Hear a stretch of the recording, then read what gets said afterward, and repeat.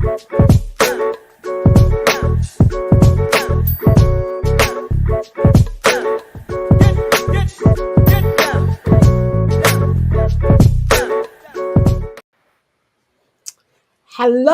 and welcome to Your Aunties Could Never, a podcast for cool, sassy, sexy, rich aunties and uncles everywhere. And where you come over and you'll hear no nonsense talkings. I'm Auntie Nana and I'm here with, Auntie Sade. and we have an extra special guest with us today. Introduce yourself. Hi, I'm Auntie Nina today. Hi. Nina Malone from Dope Black Mums. Guys, we are missing two aunties this week. Aunties. Wow. Exactly. Auntie AK is at an award show in Grosvenor Square, and Auntie Farah unfortunately has shoulder pain. She's just hurt her shoulder, which I had a couple of days ago as well. So maybe me and her have caught something. But yeah, so you never know. Maybe one of them will pop in a little bit later. But it's the three of us, and we're going to have a great show anyway. So, ladies, how has your week been so far? I will say, because I'm in New York right now, guys. I kind of want to. Actually, I'm not because it's messy, but yeah. Oh, I'm intrigued now. Isn't it? Well, I'll share some pictures on Instagram. But yeah, like I've had a bit of palaver to get here. So like I thought I was all good with my COVID test and everything, you know, like I'm fully vaxxed. So I'm thinking, yeah, they want my kind there, right? No. Okay.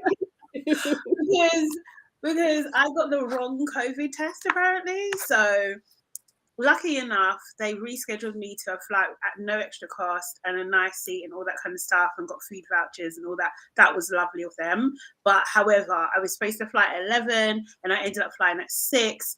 Big freaking time difference. I was just hanging around the airport all day, feeling like, what's that film? The guy's like lost, like he has no land anymore, has no country anymore. I can't remember. I think it's Tom Hanks or something. Terminal. What's it called? The Terminal. Yeah, that's it. Yeah, I felt like The Terminal. Just there, really no mates, hanging around in the airport all day. Yeah, and I just got keeping you company. We kept you company. Say it again. We kept you company on WhatsApp. Yeah. The aunties did keep me company on the WhatsApp chat. Yeah, it was quite entertaining. So that was cool. But I was also worried that my battery's gonna die. Do you know what I mean? Like because I'm just there for a long time. But yeah, it was just a very, very long journey. But I'm here in New York. And yeah, I love it. I just remember like when I came from the airport and just seeing all like the shops and the buildings and just everything. I was just like, it just bring back so much memories, and I really love it here. So yeah, and this is the beginning of my stay, so I'm gonna really enjoy myself as much as possible. Pack it out. Oh, nice. Lovely. Okay, Auntie Nina, anything special happened so far this week? No, not special, just drama. Just work has been tricky. Lots of COVID issues as well. Lots of COVID stuff, just causing a lot of drama, paperwork, tears. So no, just hard work. I actually thought it was like, it feels like Friday. It feels, do you know what I mean? It feels, the week feels so long and it's only Tuesday. So yeah, hopefully the rest of the week is better. Sorry. Yeah, no, I'm cool.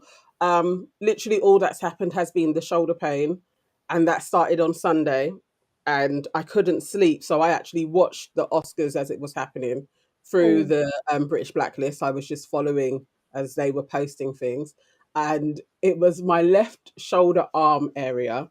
So being dramatic, I was thinking maybe I'm having a heart attack. So I'm there like trying to not wail or anything. Because also I was like, if I'm gonna have a heart attack and it's not a heart attack, I don't want the husband and the boys like being like scared. So I decided to just be on the sofa, like huddled up, like maybe I'm having a heart attack, like praying with God, like, all right, just give me a little bit longer. They're so small, and how will they cope? And then I just stayed awake and watched the Oscars. Then once the will thing happened, I was like, oh, when your mind goes on elsewhere. So I'd forgotten about the pain and got dragged into that. But that was my little piece of dramatics for the week. Other than that, it's all good. And my shoulder was all right now. Yeah. Yes. That's very good to hear. It was all good. Okay, all right. So get your plates and your drinks, and the show is about to begin. Obviously, we do not have Auntie Farah with us, so we don't have our 3 round kind of warm up game or a welcome to the family, but we will go straight into our first story. Auntie Sade, take it away. Okay, so I mean, unless you've been living under a rock, you would. That's the only way you would not have heard about our first story, which is about the incident at the Oscars when Mr. Will Smith slapped Chris Rock. It's so bizarre to even say it out loud. But this happened at the Oscars on Sunday night for us. So just to give a little bit of a roundup, so Chris, he was hosting the Oscars. He made a joke about Jada, Will Smith's wife, about her basically saying that she could possibly be contender to play G.I. Jane, who is a bald character. And obviously Jada, well, not obviously, but Jada is bald at the moment because she's suffering from alopecia. Usually what happens is when, the comedian makes a joke, the host makes a joke, it pans to the audience, usually on the people that they're making a joke about. And Jada's face was like, I'm not feeling this one. Will was originally laughing, but I feel like, and this is my opinion, I feel like he was doing that whole, like TV laugh. And then he saw his wife's face and then he just switched. He just flip moded and basically stormed up onto the stage and slapped Chris and then walked off and then came back to his seat and then proceeded to heckle him and tell him to shut his mouth or something and keep his wife's name out of his fucking mouth. That's what I think he said. And all of us were just like, what the fuck is going on? Happened. This happened. Yeah. Do you know what I mean? Everyone was Lupita because we was just like almost like paralyzed, but your eyes were just like darting. What's going on? Like, ooh, it felt very pantomime. But I wanted to know what did you think? Do you think that Will is right to receive some of the backlash that's happening at the moment? Do you think he's justified? Do you think he's just defending his wife?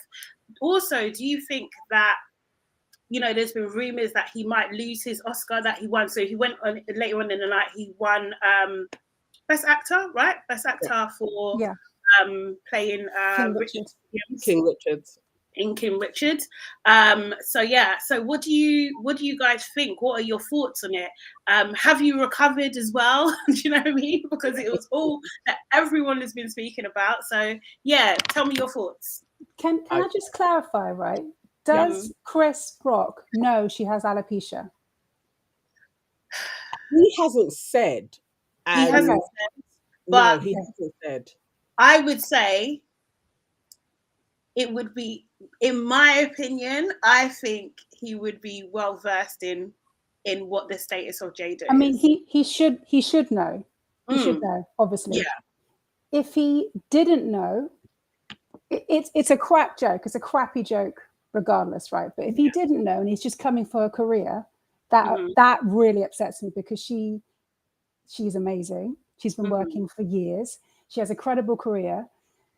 In my day job, I see what she's doing with her production company, Westbrook. She's also got Red Table Talk. She's doing everything. And she's She's a producer on the film that's just about to win the Oscar and has won and is like renowned film, right? King Richard. She's listed as a producer on that. So if you're coming for a career, that's crap. If you know about alopecia and you're still coming for her, that's, I don't even have the words. It makes me want to cry. That's inexcusable. It's inexcusable. On top of black professional to black professional, on top of him doing his good hair film. You just you know what it means to a black woman. Yeah. You know what that means, hair. You know what it means to us. So to go and call it, and also that family are just about to go on and celebrate for King Richard. It was we all knew he was going to win. Yeah. Mhm. So as a Black creative, as a Black professional to another Black professional family, why are you coming for them anyway? There's no need. You know, we should be celebrating and uplifting them. This is a massive moment for Will Smith. It's a massive moment for us in history. There was no need to even highlight the family. Like they're just there as guests, knowing that they're probably going to win, you know, knowing that Will was going to win. So I don't get it. I think it was actually quite lazy. You could have found, there's so many things you can talk about. There's so many more. He's a great comedian. There's so many other routes he could have gone down. Yeah. And to do that with all of that weight on it, I don't get it. And I would like to, I hope he does know, because he should know. You know, we all know. He should know. And if he does know, it's just really sad. Do you think that well, that's kind of like your thoughts on what Chris done, but what about what Will done? Do you think I think Will's justified? Yeah. I think the party line is, we don't condone violence. But to see him get up there and defend his wife, I think it's amazing to see. And whatever Chris Rock's aim was, he specifically is coming for her, whether it's a career or her look. He's coming for her. And you know, it doesn't need, it's I don't get why. There's just no need for it. So yeah, whilst of course we don't ever want to condone violence, I think it's amazing he defended her. He could have maybe defended her without hitting somebody, but I think it's great. I think it's great he's defending her. I think it's, you know, it seems like we're always the butt of jokes, doesn't it, Black women? It's all tasteless. It just annoys me. Again, everything he stands for, everything we're doing as a people, and everything that family is doing, and especially that moment for that family on that night, it's tainted. Every time we talk about it, the slap will come up, you know? Definitely. And it's sad. It's really, really sad. And it's not what we should be focusing. We should be focusing on the win and celebrating that.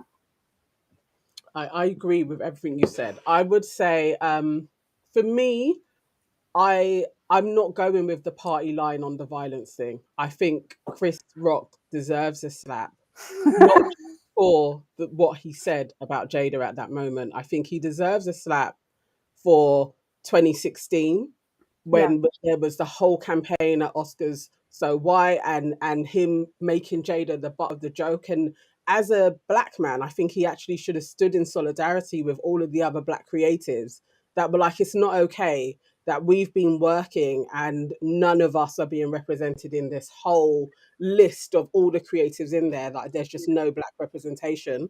And there was very few representation of people of color anyway in that year. But they found a Black host to actually host it. And those are the tokenism things. That's one thing. But then for him to kind of make a joke about her, like Jada isn't even invited when she's been to so many, or she's been to more Oscars than he has. So it's like, that was disgusting. And you had a field of white people laughing at her. He needed a slap for that. And then this on top of it, I think that was the rolling thing of, and this person's supposed to be proximity, a colleague, like they've worked together for years. So you may call him a loose friend. So 2016 was probably a shock.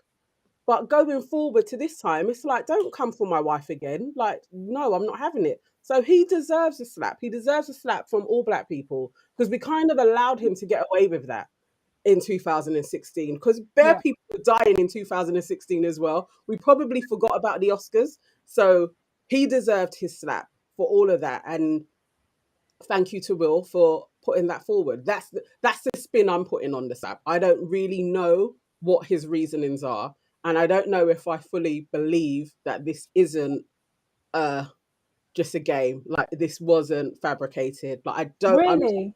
Yeah, what, that emotion, him crying like that. I felt that anger through the screen. I was like, shit, he is gonna kill that guy. Like, that was big. That no. I know he's an actor. I know he's an actor. He's a fabulous actor, but it hurt. how emotional he was. I I felt don't that. know. I am totally on the fence on this one. Like, if it's real or not, I don't know. Because at the same time, this has been one of the best Oscars, kind of like, so viewership and then digital footprint. It's like last year was one of their lowest, and then lo and behold, you have this year is one of their highest. And yeah, I don't know if I'm not to say that somebody in some room was like, Will Smith is gonna slap Chris Rock or da, da, da. I don't know if it was made up that way, but sometimes you can plant seeds so that something takes place, and this something did take place, and I'm still annoyed that it came off of the black of Black Labour, that this big moment took place as well, because the only people that benefit are the Oscars, and that pisses me off as well. But yeah, I don't know. I don't know if I totally agree with that last statement, but I do agree with. I think the Smiths are undefeated. Basically, yeah, they are like a masterclass in how to do what the fuck you want to do at any point in time and get away with it. Like, there's just no. They're just not held to the same standard of accountability. To be honest, and that's not to say I'm from South London, so really and truly, like, like seriously, as I put it on my story, chat shit get banged. Like, it's just as simple as that. And I just don't think. And you know what, and I know that might seem controversial to some people, but it's literally what I was brought up with. That was the culture.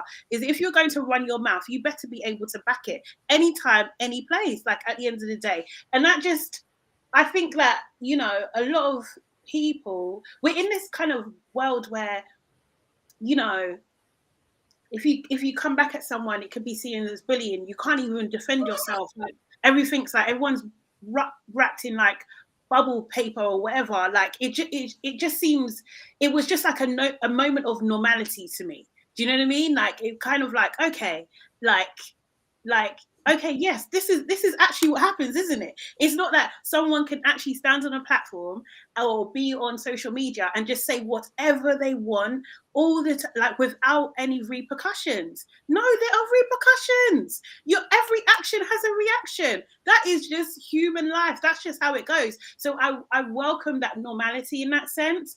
However, I'm not going to encourage people to go out and hit people for no reason. Of course not. And also, there are repercussions. You know, the LAPD, you know, they, you know, had to make a statement and say that, you know, at this point in time, there's no charges are going to be brought to anyone because no one's actually reported anything. So there's that. So really and truly, if Chris Rock went to the police, you know, Will could get arrested. You know, we don't know. Can you imagine if he actually did that? He can't do that. Say again? Can you imagine if he actually did that? Yeah, exactly. Like exactly. That's what I'm saying. But so I'm not encouraged, because there are repercussions for your actions too. Do you know what I mean? But as Chris Rock said back in the day when I used to watch his videos, yeah, as he said, no one is above getting hit. No one is above getting a slap. I'm sorry, no. Because people are too brave nowadays. They're too brave and they think they can say anything. And I'm not here for it at all. But I do think I can see how this could be like almost perfect PR, like to like such a beautiful, like it's such a harmony of perfect PR moments. It's unbelievable. Do you know what I mean? So like, but really though, it's like really perfect part. Chris has got a show here in London. Right? It's sold out. It's sold out. He's selling more tickets. All the tickets are going. Everyone. I found myself looking at the poster just like, nah. Okay. Could you imagine? Oh, really? Yeah, because it's been the other way around. It's like he's having record sales now. Yeah. Is it? All show, yeah. That's sad. Australia leg is probably going to sell out. Okay. Everybody wins. The Oscar wins. Will wins. Will's brought back some of his masculinity that he lost through the entanglement. Do you know what I mean? He wins. Jada wins because she's the damsel that's been defended. Do you know what I mean? Everyone wants to hear what Jada wants to say. The even the condition alopecia wins. Everything wins. Do you know what I mean? I didn't think Chris Rock would win. I think Will still comes off looking like a legend. He still looks like a good guy. He has always been that nice guy. He still looks like a good guy. You're defending your wife at the end of the day. That's admirable. I didn't think Chris Rock would come off well. I can see now you're saying the sales, yeah, but people are going to mess with him, really. Like, I think he's always been, like, to audiences, I don't know about industry wise, but I think he's always been like a bit of that controversial character. Like, if you're, I mean, like, he says things, you know, he's in that Dave Chappelle kind of space, really and truly, like maybe a bit more of a palatable one. Do you know what I mean? So if you have like fringe opinions on things, and do you know what I mean? You can listen to Chris Rock. So I don't think this is out of his space. It's really what he does next. Do you know what I mean? It really is what he says next. And that's what everybody's waiting for. And like I saw on someone, was it, I can't remember her name, maybe Cookie something, on her stories, and she's just like, oh, it will be what he should do. His whole tour should be based on Will and Jada, and I'm just like, yes! I was like, he's gonna have material for days. I don't doubt that. I can see that coming. I honestly didn't think anyone would be able to top the disrespect that Kanye done to Taylor Swift. I didn't think anyone could top this. This has topped it. It's topped it for decades to come. Like, I just don't. What else could you do? What else could you do to top this, really and truly? Like, see, that's where my thoughts go into. Could this not have been staged? If you really are like, we need a moment in time, a moment in history, and Will is a participant in it. He's like, or for him to get the Oscar. This is fairyland thinking now. Okay. Will's wanted an Oscar for years, and everybody's known this. He's wanted an Oscar. So if he's in meetings with people and they're like, look, for an Oscar, we think you're a great actor, great, but we need more from you.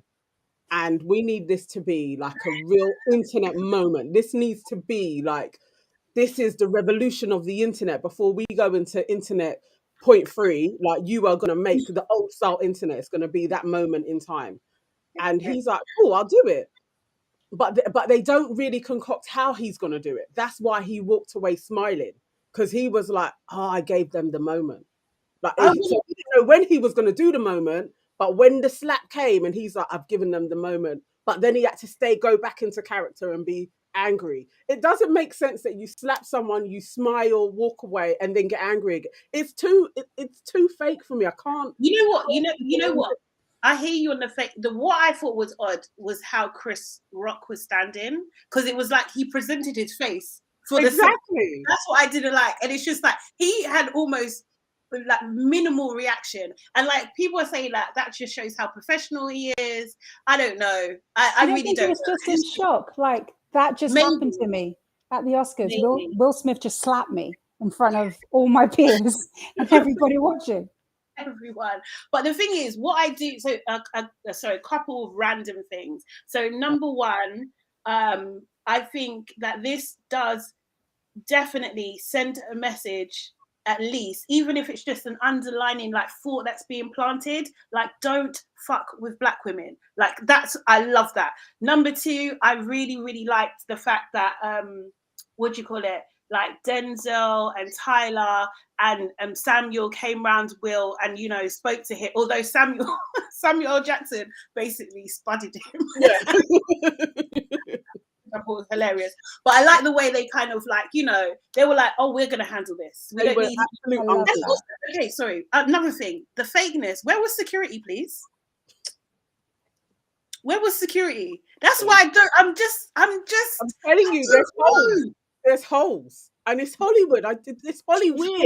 I don't know. So, but yeah. I know that you're an agent in the business, so this is like your industry. But would you put it past somebody in your, like, you know, a board to come up with something like this? Do you think that's outlandish? I think it's outlandish for a board. Yeah, I wouldn't put it past an actor.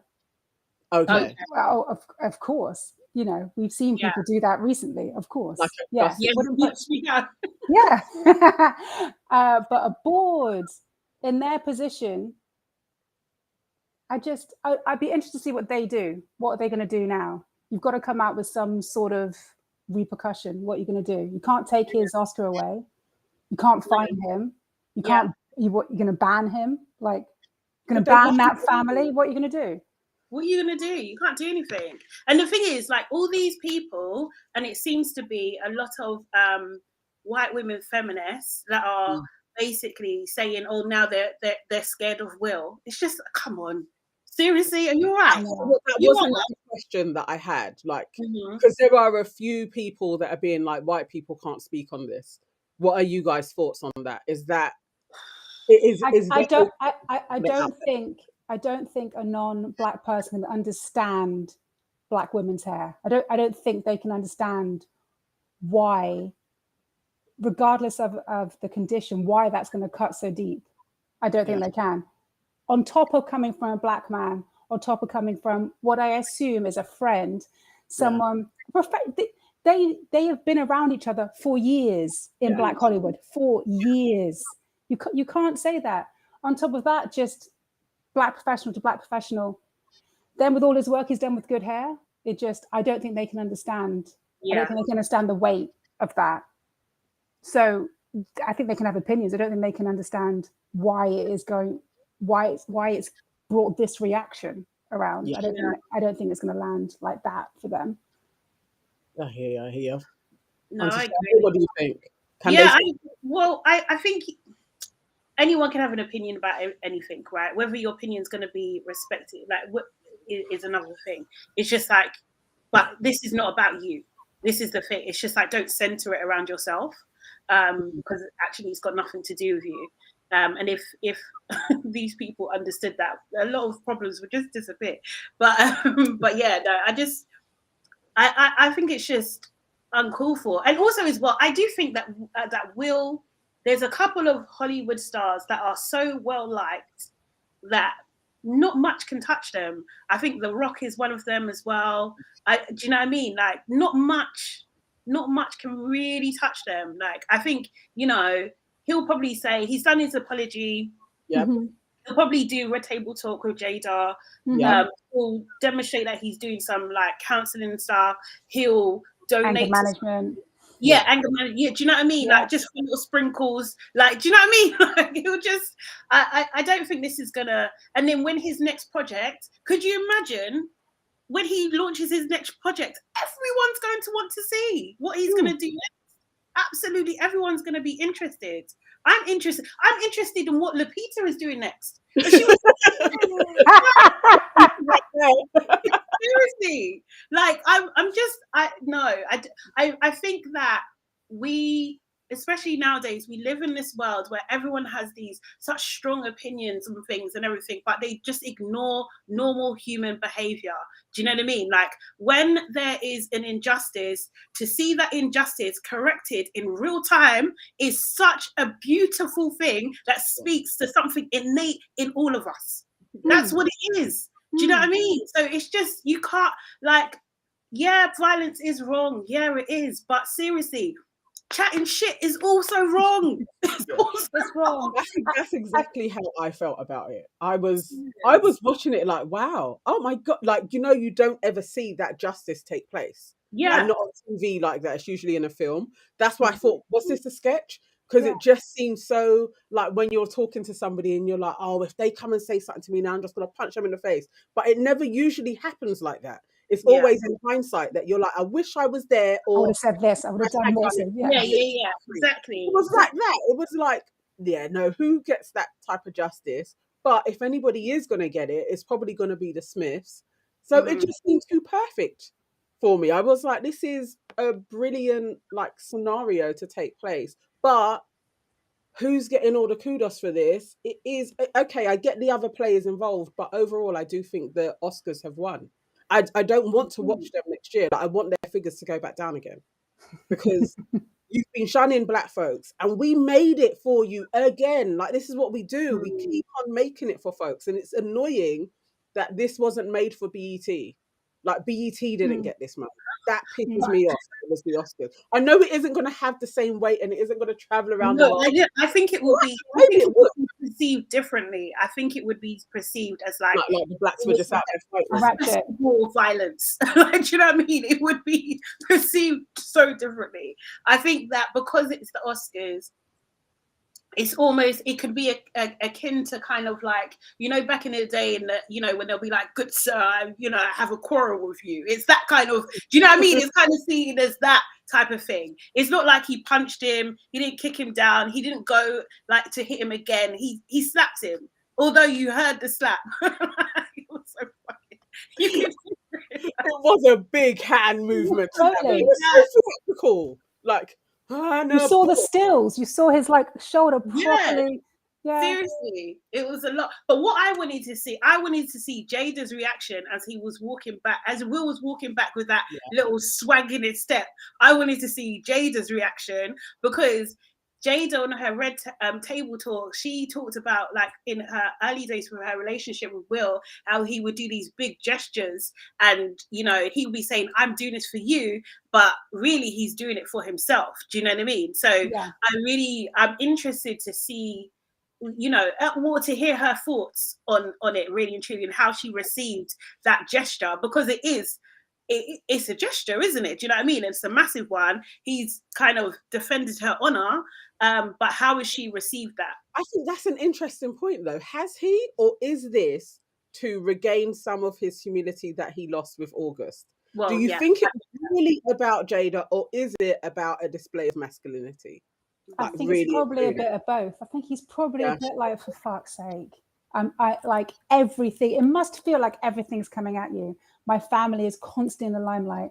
Now you're taking the piss out of my wife. In this space, I'm probably going to win an Oscar. I'm about to go on stage and you're doing this to me. I could imagine it's just like, I don't care anymore. Like, if it was real, that's a big move to do that at the Oscars when this is televised to everybody. That's a move, isn't it? Yeah. You're like, I don't care. This is how I feel. I'm going to stand in it and do that. Like, I think it's amazing. I think it's amazing. I also have ideas of, and I don't know, this is purely speculation and just putting it out there, that a certain drug can make you quite emboldened to leave what would be your normal faculties and be more grandiose in yourself. And it just felt like, could there have been a moment of that? I've never heard of Will taking drugs in any way, but think so. I've never even gone to Oscar. So it's like, I don't know how much of an emotion that would be. Like, this is probably one of the biggest moments of my career if I win. And all of those emotions going around in you. I could imagine he probably hadn't slept. And I know when I haven't slept, my reactions are crazy and erratic and always on the edge because you're just like sleep deprived. There could be a bit of that. There could be a bit of alcohol. But it just feels like maybe there is some type of stimulant in there as well, that you would really forego everything in that moment to slap somebody on stage in front of the world. That's quite huge. Even if you are Will Smith, you're still a black man. You're still a black man. LAPD. Yeah. That's what I mean. That's why I think it's so powerful. I think he is just like, F it. I don't care anymore. I am who I am. I'm going to defend my wife. And also, it is a heightened time, being saying it's a heightened moment. He's done all his amazing work on King Richard. He's probably thinking about his speech, if he does win, all about family and defending our love and our family unit. And you see this man who's your friend come and do that in your face. Yeah. Like, you can see him. They were so close as well. It's a huge disrespect, isn't it, really? It's just so lazy as well. There's just no need to do it. It's so vulgar for him to do that. And then let alone just, he's a black man. There are other jokes you could have said. And also come after Will. Why are you coming after Jada? Come after Will. If you're a man, then come after me, isn't it? Do you know what I mean? Yeah. I just couldn't. What's the point? What is the point of the reference coming at her out of every single actor? Like I said, we're trying to come for her career, talking about G.I. Jane like she's not doing anything. She is working, legitimately working on screen and behind screen. Everything she's doing. So what's the point in doing it just because you can? It's just he's better than that, and it's sad. It's sad to see. If it was Rhodes, If it was, people have had more attacks for less things on roads. That's what I'm saying. Yeah, that's true. That is true. That is true. So yeah, I was quickly going to ask, like, did you, with regards to his speech, what did you think after hearing his speech, and did you kind of separate the two things, that the act that he done and that his speech about what was his main themes in his speech about protecting and love and those types of things? Did you think that, you know, was a lot of people saying it's like, you know, you're like Jekyll and Hyde, like what two different people here? I think it was heightened from the moment because he's emotional, but no, I think he's always been about that. He talks about that, and he's probably had to get into that headspace to play King Richard and everything he's done, and then he's come off the press run speaking in that character and talking about those experiences. Yeah, I'm not sure if I'm naive, but I believe it all. I sat there and watched it and believed the speech and believe it's emotional because it's in the moment. On top of that, you're actually winning an Oscar. That's massive. You didn't win anything for Ali like that. Yeah. This is a big moment in your life, and you know everyone's there, all your peers. I believe what he's saying. I believe he's so in the moment, and he believes it. That's where the emotion's coming from. I think his speech for me, I thought it was a good speech, all in all. And it kind of carried on the same theme, even with the slap. Like it all married well, very well, like being like, and especially with having Serena and Venus's dad there in kind of spirit as well, just like what he embodied in really being forceful for them, that they are going to be great, and Will having a very similar thing with his family, like our whole family is going to be great. I thought it kind of came together, like you can't then chat shit to my wife on this moment when I am really playing like the biggest type of black fatherhood role that is out there at this moment. I'm symbolizing this in myself and this character that I've played. You can't then chat shit about my wife. So it kind of all married well together. That's why I just think this is such a beautiful story. It's so Hollywood. Who could write anything better than this? So yeah, I am so 50-50 on it. But you know, it's still, I still am like, yeah, no, it's brave because it is LAPD, and I don't think anybody is above getting fucked up by them. So for him to put himself out there in that way does show there's a level of difference with a Hollywood star to an ordinary man, really, because nobody needs to try and do this, though. Don't go about slapping people on TV or anything, because it ain't going to go the same way. It literally, you have to be Will to get away with this type of action. But if it was fabricated, then what's Jada's position in this all?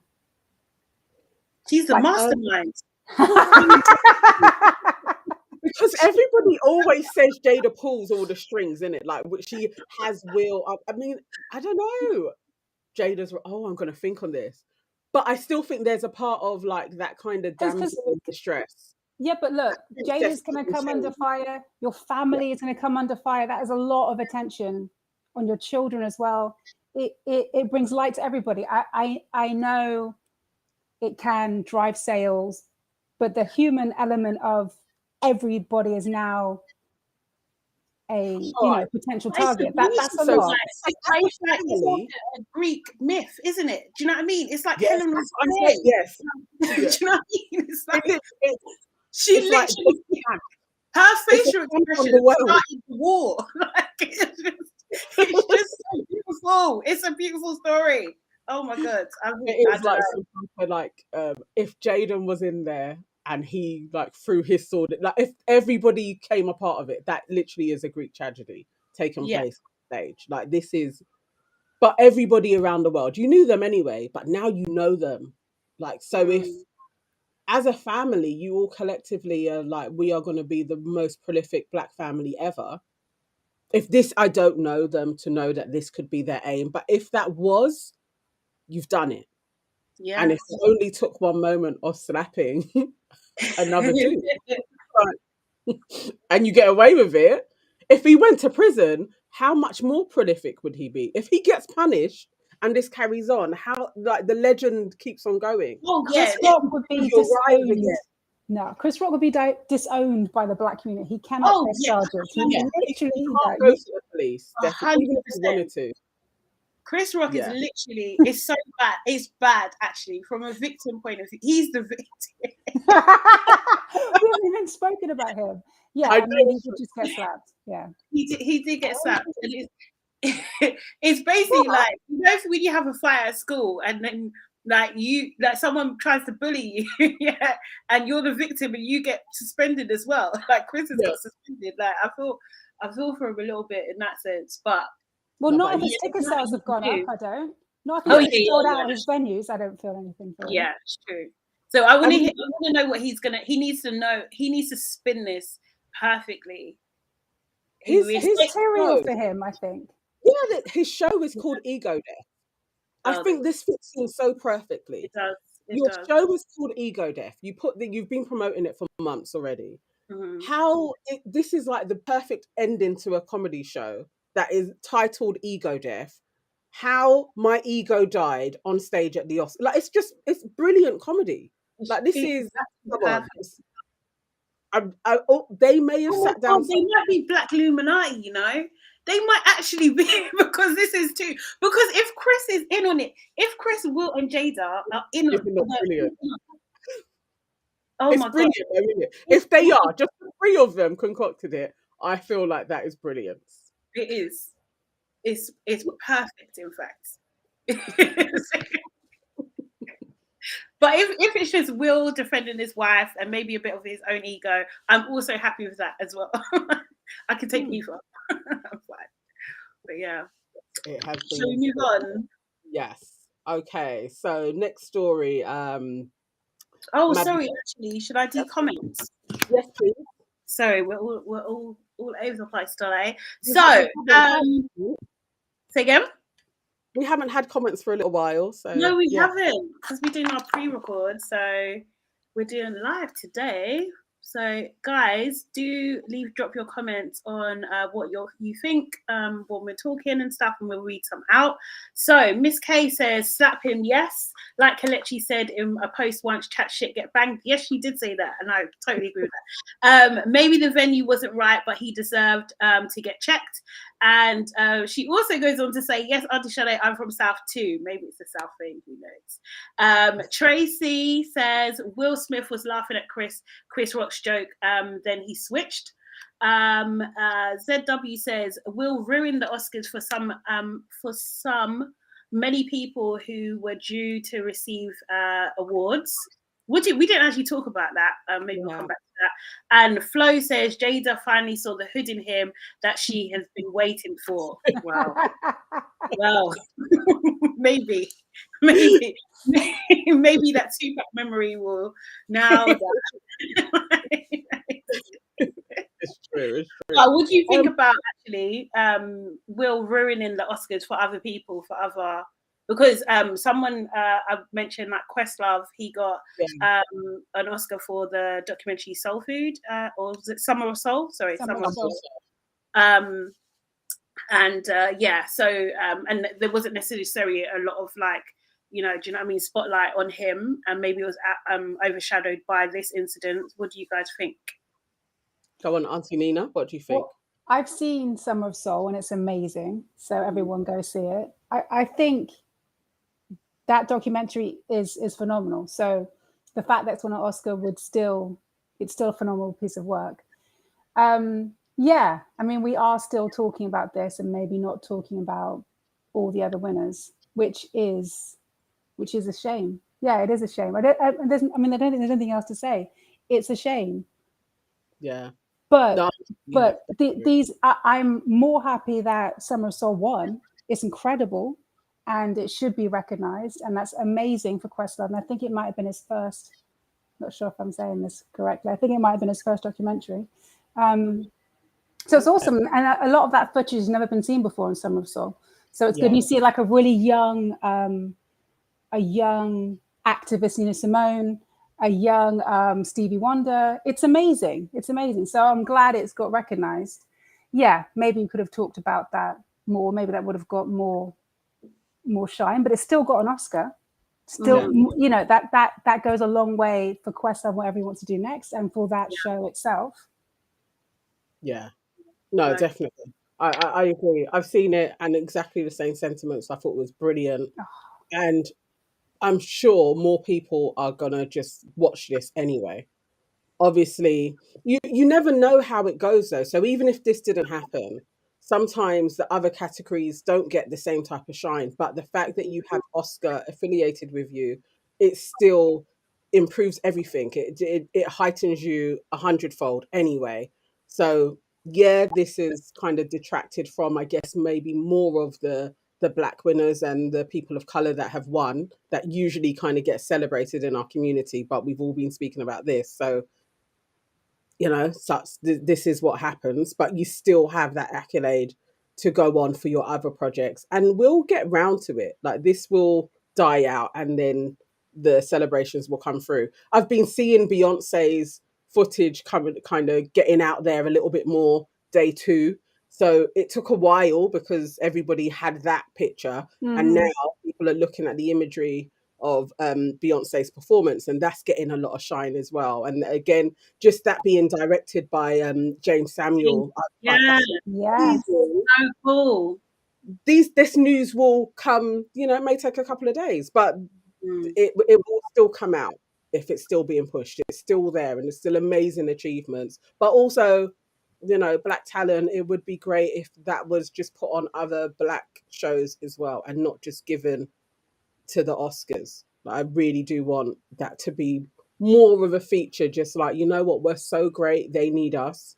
Because last year when they didn't have us, it was dry and they had the lowest figures. I hope more people kind of focus on that side of it. Not that you need violence either. But, I mean, we're not we're not the violent ones.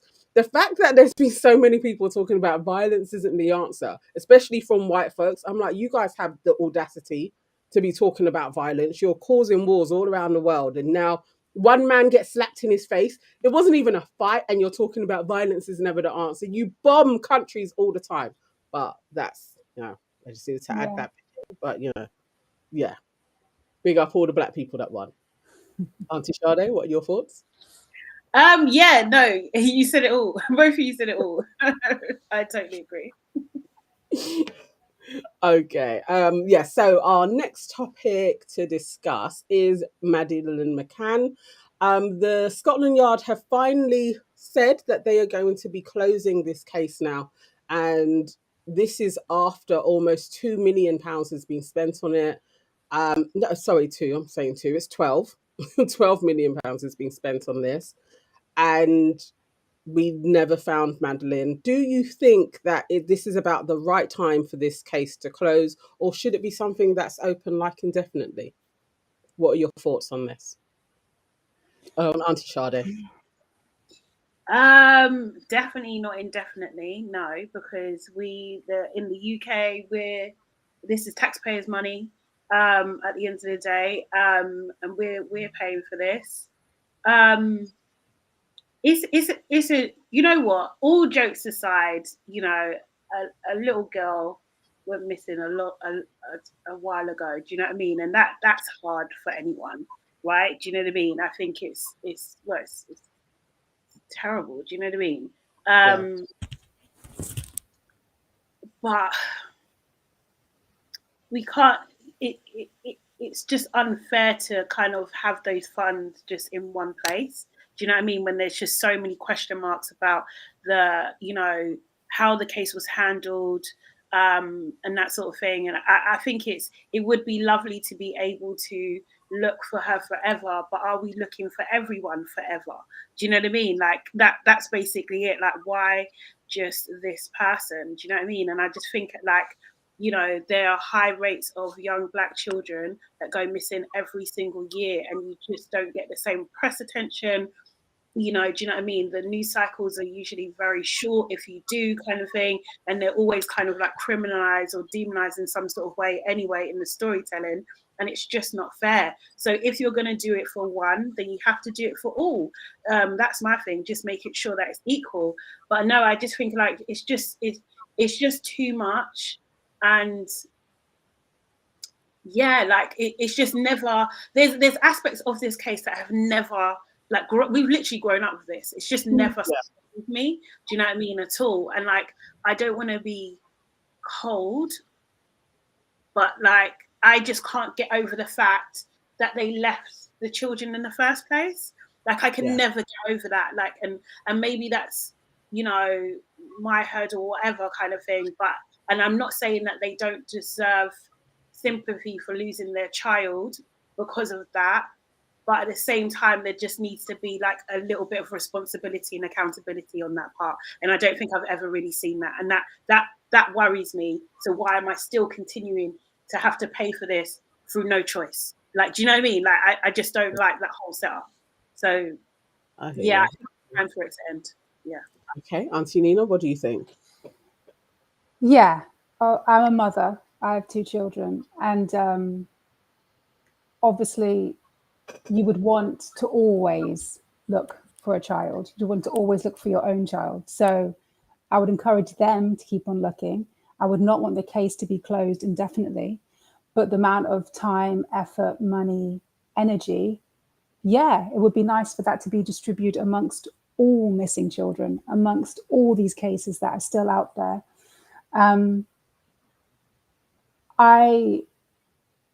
I can't leave my children alone for that very reason. In my head, it pops up, even if I think, oh, I could do this or pop to this or do this. Never would I do it. In my head, I'm like, oh, don't forget Madeline McCann. Like I could never do that. It's like you said, we've grown up with it. It's like a horror story, isn't it? Yeah. It's like the kind of a bogeyman, just horror story, but it's real. So yeah, it's obviously my heart goes out to any parents, loved ones, carers, everybody missing and anybody who's lost a child and a loved one. It's just a shame that, yeah, like you said, it just we don't get the attention. It's the priority. It's not prioritized. The effort, the love and the care just isn't there. It just isn't the same, because I would like to say, not being a professional, that some of these cases could probably be closed by now. The cases that are outstanding, if they'd put this much attention to the details that have gone onto this case for the past decade. Yeah, you know, that's a lot of energy, manpower going out into the world. There's a lot out there, and it's a shame for all the children that are missing. So yeah, I wouldn't want it ever to be enclosed indefinitely. If there's like the cold cases option, that could happen, but it's not fair. It's not equal. It's not even comparable, is it? You know. Yes. And that's exactly sad. That's sad, and it feels just simply that it's not priority. Like there's no other explanation for it, is there? Yeah. No, definitely. Yeah, all of that. It's I think now is the right time, maybe even a few years ago, to have closed it, before they got this extra funding before to carry on. And it's all of that. It is like this case has been a priority, this one little girl, and loads of people go missing almost every day. And the fact, for me, it's the fact that she went missing in another country and it's still carried on being taxpayers that are paying for this investigation through Scotland Yard. I think that's one thing. That the parents were negligent and left their child and the child was abducted. That's another thing. But there are lots of kids that go missing over here. And if they're not found within like 5, 6 years, those cases are closed and we don't even know their names. Mm-hmm. There's too many parts to it where I'm like, it just doesn't sit well. That so much resources were spent on this one child. And yeah, I'm not comfortable with that. So it's not even like I feel heartless saying it, but I think it's the right time to put this to bed and focus on actually just keeping kids safe that are with us and are in care, and all of that 12 million is quite a lot of money in various different places that could have kept kids that really are very vulnerable, do not have parents, and really need the resources of this country to help them thrive. I think there's better ways to spend money. But I do think that across the board in all fractions. And I think it's time now. Who knows where she is? And hopefully one day she will be found. But we can't keep on spending money on this one girl. Yeah, it's a bit much. So yeah. Okay, I guess we unanimously agree on that one. We have Auntie Sade. Do you want to do the last story? Noel Clarke. Oh, okay. So Noel Clarke. So we talked about this. I can't remember what episode, but we did talk about this when these charges came up. So basically, 2020 was it? 2020 maybe. Yeah, There was around a there. group of maybe about 20 women that came together. It was 20, wasn't it? 20 women that came together and basically accused Noel Clarke of, I don't know, what would it be? Not sexual misconduct, yeah, kind of thing, with like sexual undertones of it. All of this is allegedly, I'll just point that out at the moment. Do you know what I mean? And what's happened is the police have basically dropped the criminal case against him. And I don't think that people are expecting this. So what are your thoughts? Do you think that his name has been tarnished, unfairly tarnished? Do you think that he should, carry on as normal now? Do you know what I mean? Does anyone owe him anything? And this is a tricky thing that happens in these kind of cases where, there's an accusation and it's not followed through with the police. Like, what should happen in these cases that this happens to, whether the accusee is male or female? Have the police kind of said, we don't have enough information, we don't have enough kind of ammunition, but anybody that does have something to add, please get in contact? That's interesting. That actually wasn't added in the statement. It literally was like this, what are they called in this country? I think it's the CSU, so the Criminal Prosecution Service. They said that they don't have enough information to take it to a criminal trial at this moment. But they weren't asking for more information. It literally was like, we're closing it because we've investigated it. They said the police had investigated it thoroughly, but there isn't enough to criminally prosecute him. But they weren't asking for any more information, because I guess if they ask for more information, then the case is still open. So they've closed it now. They're like, that's that. The criminal stuff is done. We're not any further. So I guess it is like, well, if nothing criminal is going to be done to him, should he be reinstated into the industry? Right, but there are still 20 women saying something has happened. Yeah. And what are we saying? You've got to be assaulted on set and recorded and documented, and then have those tapes packaged, sent to the police. Then we've got enough evidence to move forward. Is that what it is? Like, that's what it sounds like. That's how you can read it, essentially, isn't it? Because it's like, I saw one person was saying that, I can't remember exactly what they were comparing it to, but then for other kind of cases, the same amount of evidence isn't needed. And I get why that is like a pro and a con, because obviously it's a con in this case because it hasn't put forward. But obviously you want to make sure that if you're going to convict someone, that you're right. Do you know what I mean? And without a reasonable doubt, to be honest. Do you know what I mean? Because there's too many miscarriages of justice.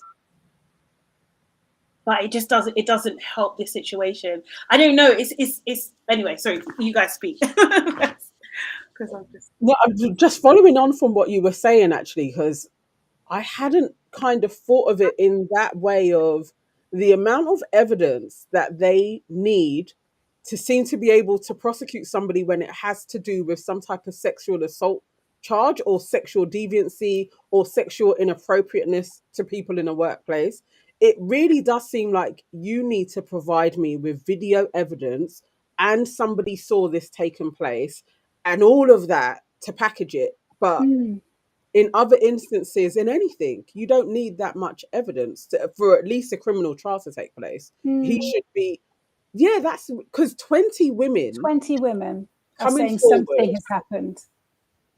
that in itself should be enough to be like, well, and he apologized. He did say that his conduct isn't like he said he was seeking help. Yeah. And you can see that. So what are you seeking help for if you've done nothing? What are we doing? But the word, I think I remember this. I think the wording was almost like it's one of those if you felt like, do you know what I mean, that I had done something, then do you know what I mean? Then it was.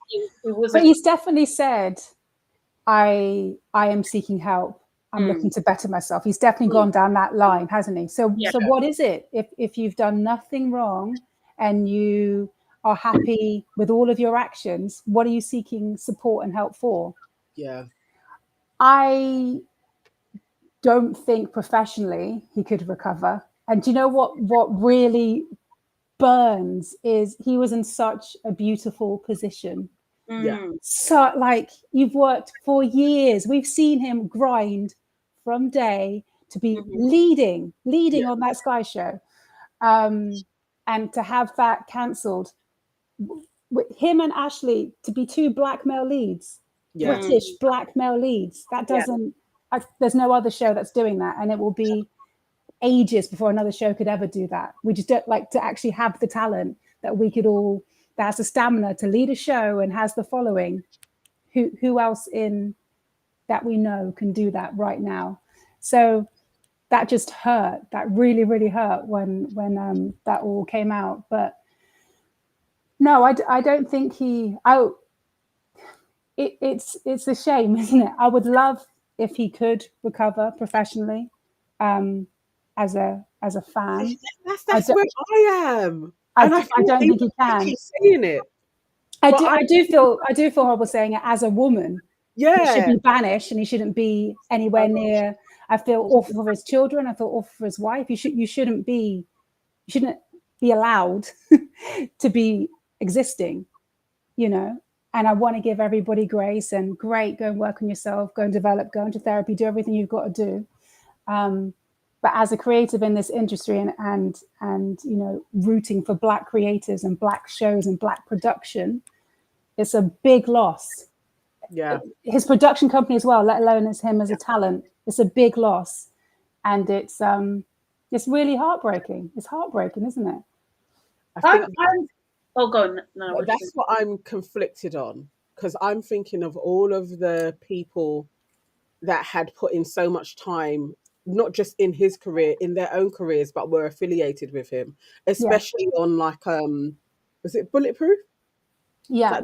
Yeah, on Bulletproof. And that, I was such a fan of that show, and all of the actors and that being pulled and all of the crew. And it's just like, that to me is heartbreaking, because there are so many people involved.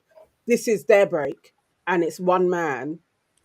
And it's just, in a way, I think this is how people get you though, because that was probably the train that Harvey Weinstein was playing on. There's so many other people involved in your train. They also then become complicit in your train not crashing, because their train crashes as well. And that's where I'm like, I wish this hadn't have happened, because there's so many other talent whose career was halted because of his shit. And it just feels like, can't we just remove his shit and put Kano in Bulletproof and just don't have no love? That was a really good show. Like, it's a good show.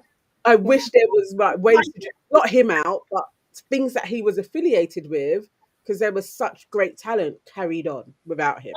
But the thing is, I just think it's like, if the victims are to be believed, what definitely was a common theme, not just by these women, but also what is kind of like, you know, maybe talk in industry, that there was a culture of manipulation, bullying, blacklisting, you know what I mean, surrounding this person.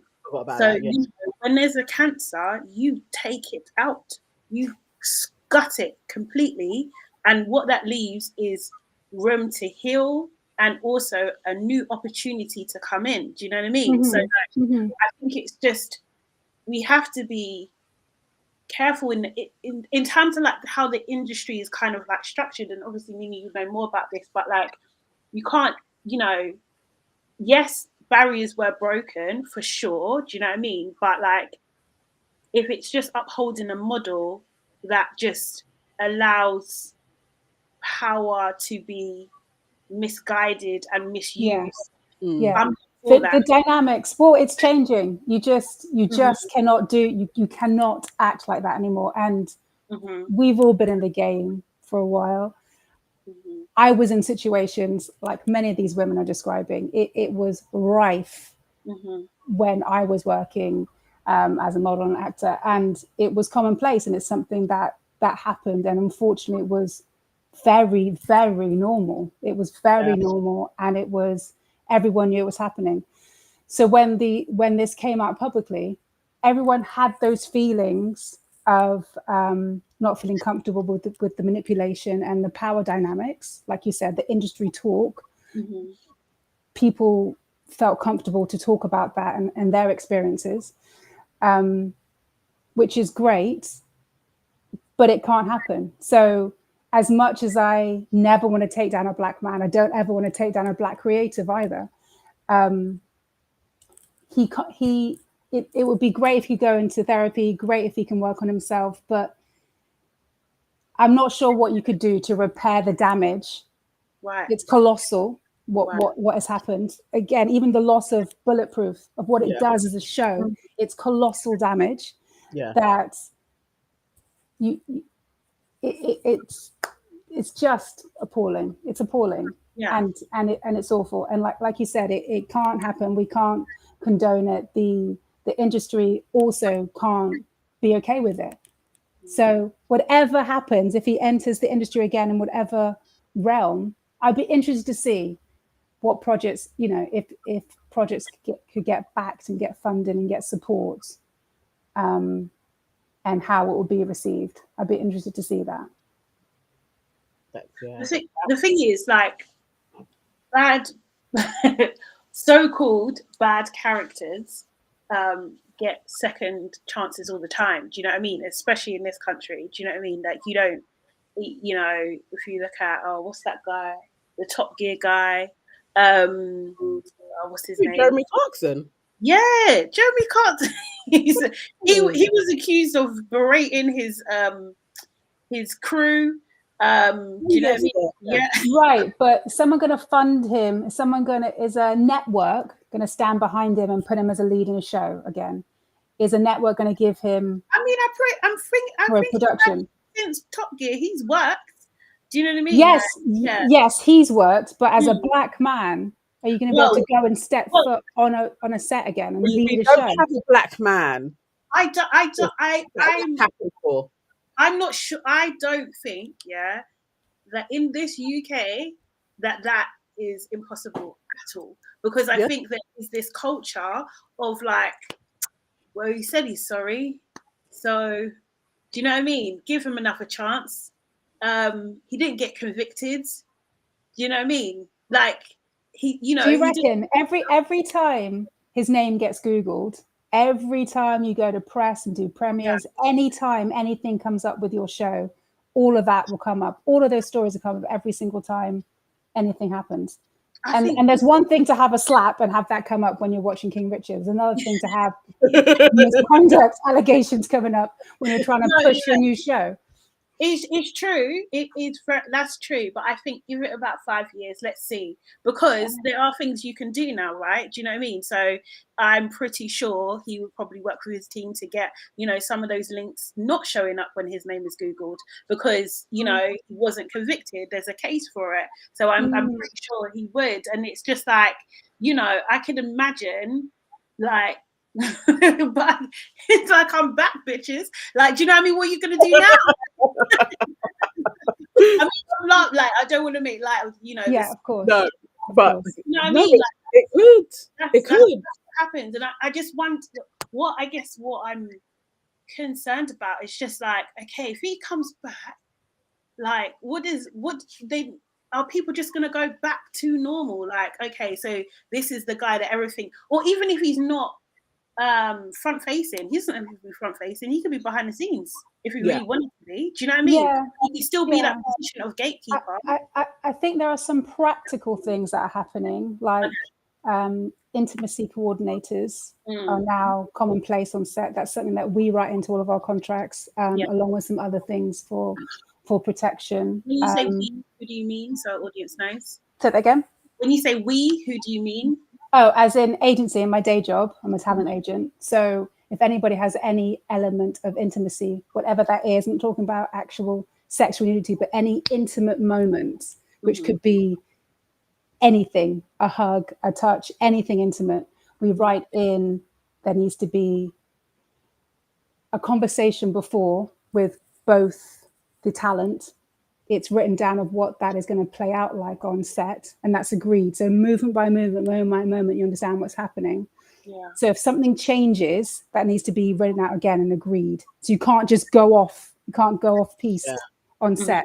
And then there's also an intimacy coordinator on set. There's a professional, like a medic, like that sort of role. There'll be that person. There's that body now. That this role exists, whether on set. So some of these things can't happen. Casting directors have more power to not, you can't ever ask for anybody to remove their clothing, to do anything for an audition video or an audition space either.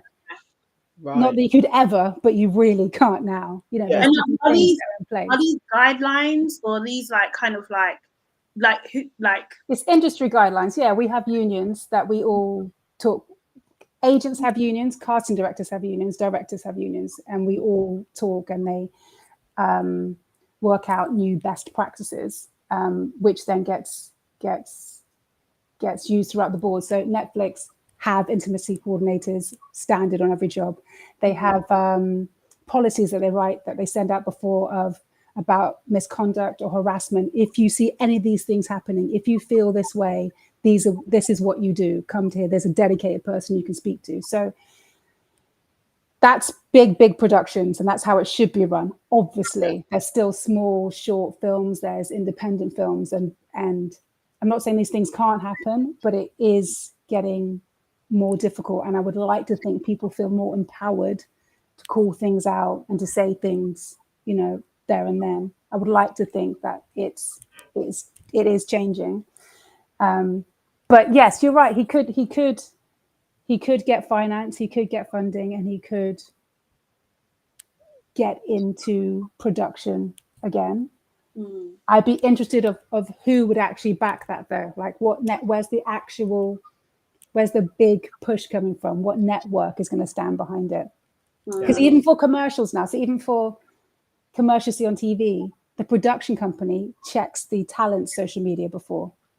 That's a little advert you might see on TV. They're doing a sweep before the contracts can get signed off and approved.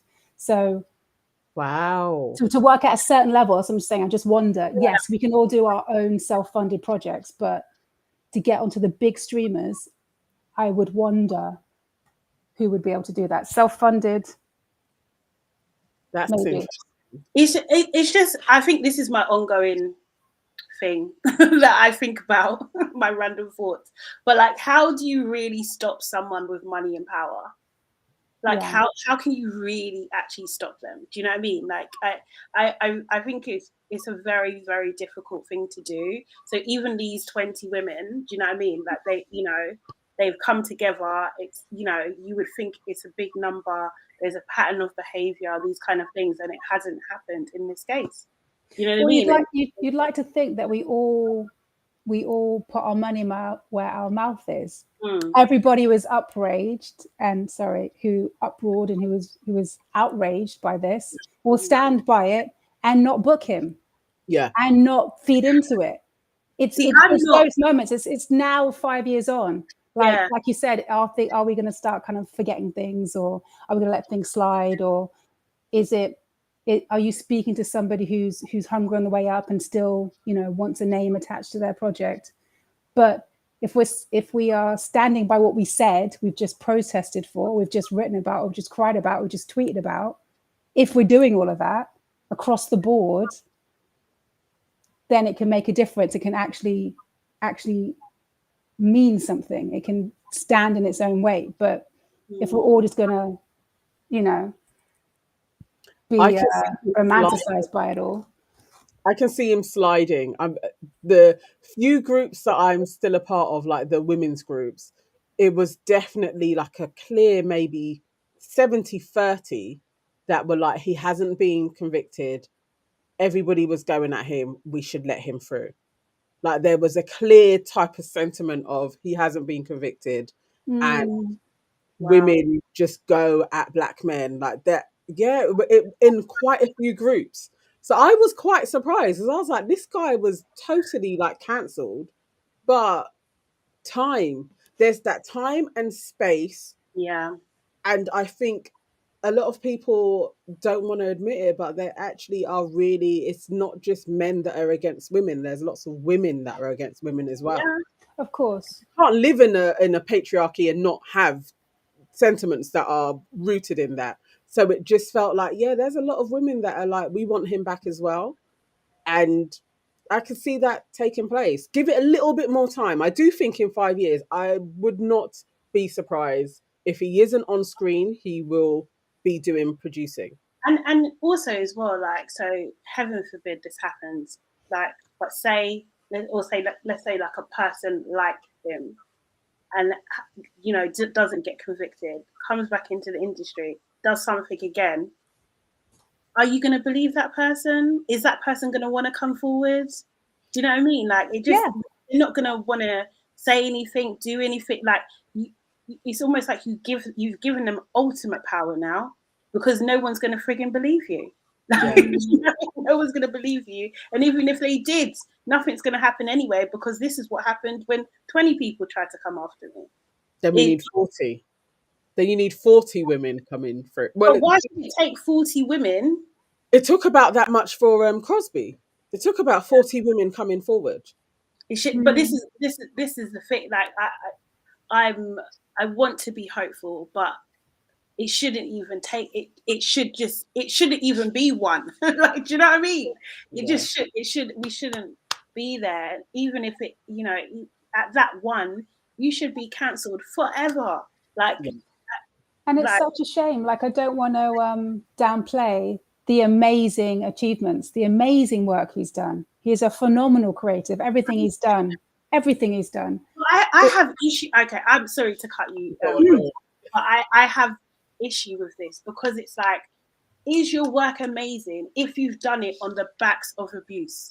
Is your work actually amazing? Like, do you know what I mean? Like, that's like, I can't, like, it's the same with like R. Kelly, like, as well. I'm not saying that the same people. No, I understand. You know what I mean? It's just like, you know, you're talented, but you're abusing people. Your abuse is literally feeding into your music. Do you know what I mean? Like, how can I enjoy this? It's icky. It's the ick. It's horrible. I know, but you did enjoy it. But I struggle with it as well. I wasn't aware. No. None of us were. Yeah. You should be repulsed to the point that you're just not gonna, you know, it should take away its merit because it wasn't pure in the begin with. That's I think you know, maybe that's my internal thing, but I just struggle with that because it's like, well, did you pave the way, or did you just crush a whole bunch of people so they couldn't get ahead and you did? Which one is it? Like, do you know what I mean? Look what happened to Adam. I know. Like, I just can't. You know, I saw that in real time. It's horrible. What happened to him is horrible. I'm glad that he's like, you know, got his film coming out. Yeah, exactly. Yeah. Like, I'm really glad that's happened and stuff. And again, everything I'm saying is allegedly as well. But you know, I just think like there could have been there's nothing wrong with having those two streams. They could have sat side by side. Do you know what I mean? It's only because you wanted to be a dictator where you just separated everybody in your path and you gave no shit about anybody, to be honest. And I just think that is I can't admire your work. I I see can't. what you're saying. I see what you're saying. Because it's like, actually, is there genius there? Is there like a real stream of creative consciousness? Or was you suppressing everybody else who was running concurrent with you that could have overtaken you and could have done something else? Were you removing them and your talent was allowed to flourish, but theirs was crushed? We don't know. But as somebody that is in a position of power, he also has been accused of stopping a lot of people's progression. Yeah. So yeah, it is it's an interesting one because it is like, actually, are you that talented or did you suppress talent? Could we be further along if somebody else had had Right. his access? We don't actually know because you stopped it. I wonder. It's muddy, isn't it? Mm. It's That's a muddy. really good point. We definitely could have been further along just with the Bulletproof alone, just the cancelling of that show. Yeah. Just seeing that show doing well gives way for other shows to come through. Yeah, for more to come. I do hate that. I know. I hate it as well. I know. So annoying. I But it's do. powerful force, isn't it? It's what they do. It's why then we become complicit in pushing through or wanting shit to stand, because it's like once that's removed, you know that we may now have to wait another 10 years before somebody gets that And that's the rub. That's movement what's again. And it's bloody annoying. that's what's so tricky about it. That's what's heartbreaking about the whole thing. I hear exactly what you're saying, and like, as a woman, as a Black woman, I totally believe you. I want him to never work again, but at the same time, I'm like, you've got a family, you know. Yeah. Just it's really, really tricky. You're a Black man, and we've watched you, but of course, Since it's. he was like a teenager. It's really. I know. I would love to be in a room with him because I really want to tell him off properly. Like, I really want to What have. are you gonna do? Oh, I don't know what I. You can give him a slap. Is that what you're going to do? I would. Yeah, if he got a slap out on road and it was filmed, I'd be like, you know, sometimes the universe provides. But I want him to know that there's so many people just watching him and we're really rooting for him. And that responsibility that when you are a gatekeeper as a Black man, it's not on you. You are carrying so many other souls with you, just people watching you that are like, I want this guy to win. I want his productions to go through because he has Black people in it. Like, you have so much responsibility, and for him to be a shithead with it is hugely disappointing. And it's like, it's not as simple as when people are just on the internet and tweeting and canceling somebody. It's actually like, no, there's genuine feelings propelling your trajectory. And when you let us down, you need to know what you did. It's not just you not eating for a bit or being visual. Like, actually, no, I had hopes for you. An individual, there are lots of us, thousands had hopes for you, and you let us all down. Sometimes you've got to tell somebody in their face. I don't know if he cares. I really don't know. I just think there's a lot his eyes. of bad people there. There's a lot of bad people in, like, there's people. Let me just say that there's a lot of people in positions that are not good people, man. That they just don't care about the average person. They just want what they want, and that's it. They just want to get ahead. They want to accumulate as much wealth as possible. They want to hold their positions, and that's what they care about. And they think it, you know, I'm not saying that it's him, but I think there are characters out there that just think, well, you're a mug for even believing me in the first place. You're a mug for even watching my shit, because actually you're just a punter. You're another whatever I put out, because I'm in this position, you're going to consume it, because this is all you have. So you're going to consume it anyway. So I just can't, like, I think they need to fall from grace at such a height where they I'm getting like clear imagery of a splatter on the floor and their brain. So it kind of, like, I think Black people who hold these positions, they yes, I agree with you. They need to understand that it's us that's powering them. Do you know what I mean? And they wouldn't, if we didn't consume the stuff in the first place, they're not going to have that position. But if they mess up, if they're abusing people, if they're mistreating people, nah, the repercussions need to be so severe to understand that you can never, anyone that goes into that position next or has the opportunities, that you can't do this I because agree we with you. do you know what I mean? Like, That's why I'm saying that we have to stand by what we've just said. We Yeah. have to stand by it. It's Yeah. just, it's like, and in the same way, it's just so difficult, isn't it? Because we all feel emotionally connected to him and his work and his journey. Yeah. Yeah. Oh, it's a hard one. I don't know. Okay. All right. Sorry. I don't. We went deep with our topics today, as always. But now we are going to get into, let me roll up my sleeves. We are going to get into Nina Malone's business. Okay. So section where we get in your business, we ask you questions, we want everybody to know what you're about and all your achievements, and just this is where we really do interrogate you for a little bit in a nice way, as aunties do. Okay. Pressure. Okay. No, not at all. Not at all. It's not. It's just like friendly banter amongst the aunties. You know how they do. First question is from me, actually. So we just want you to introduce yourself and tell us a bit about what you do. Okay. I'm glad you start with an easy one. Yeah. Okay. I'm Nina Malone. So in my day job, I work as a talent agent. My passion project is Dope Black Mums. So having a safe space for Black mothers, celebrating, amplifying, just showing positivity. There's a lot of times where the Black woman and Black mothers are shown grieving. We're shown in so many ways. And I think there's other ways that we can be portrayed. No, I love that. Love that. So I feel like I've known you for a long time, although we don't, you know what I mean? We're not super close. I've definitely known about you, about your work kind of thing. And one thing that I remembered about you is that you weren't actually born in the UK, that you was born in Jamaica.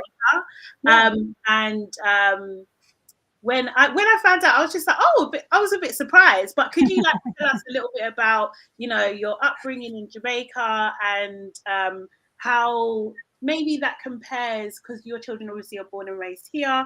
Like, how does that compare to the UK way of bringing up children? Yeah, I was born in Jamaica, born in a tiny little place called Spaldings. It's in the parish of Manchester. Okay. I think great. Well, first of all, I obviously didn't start off with a British passport, so that caused a lot of issues when trying to travel and kind of work and do things that we may all take for granted. So I am grateful to have the privilege of having children who are born here and who have access to a British passport. So that's a big difference. But obviously Jamaica's amazing. I think it's great to get outside of England being the center of everything and only being able to survive and thrive here. I think on a kind of day-to-day thing for children, being in Jamaica, being in the majority, walking around, only seeing Black faces, does something different to you. You walk taller, you stand differently. I think it's amazing. And then just the nature, being able to, like Negril Beach, I learned to swim on Negril Beach.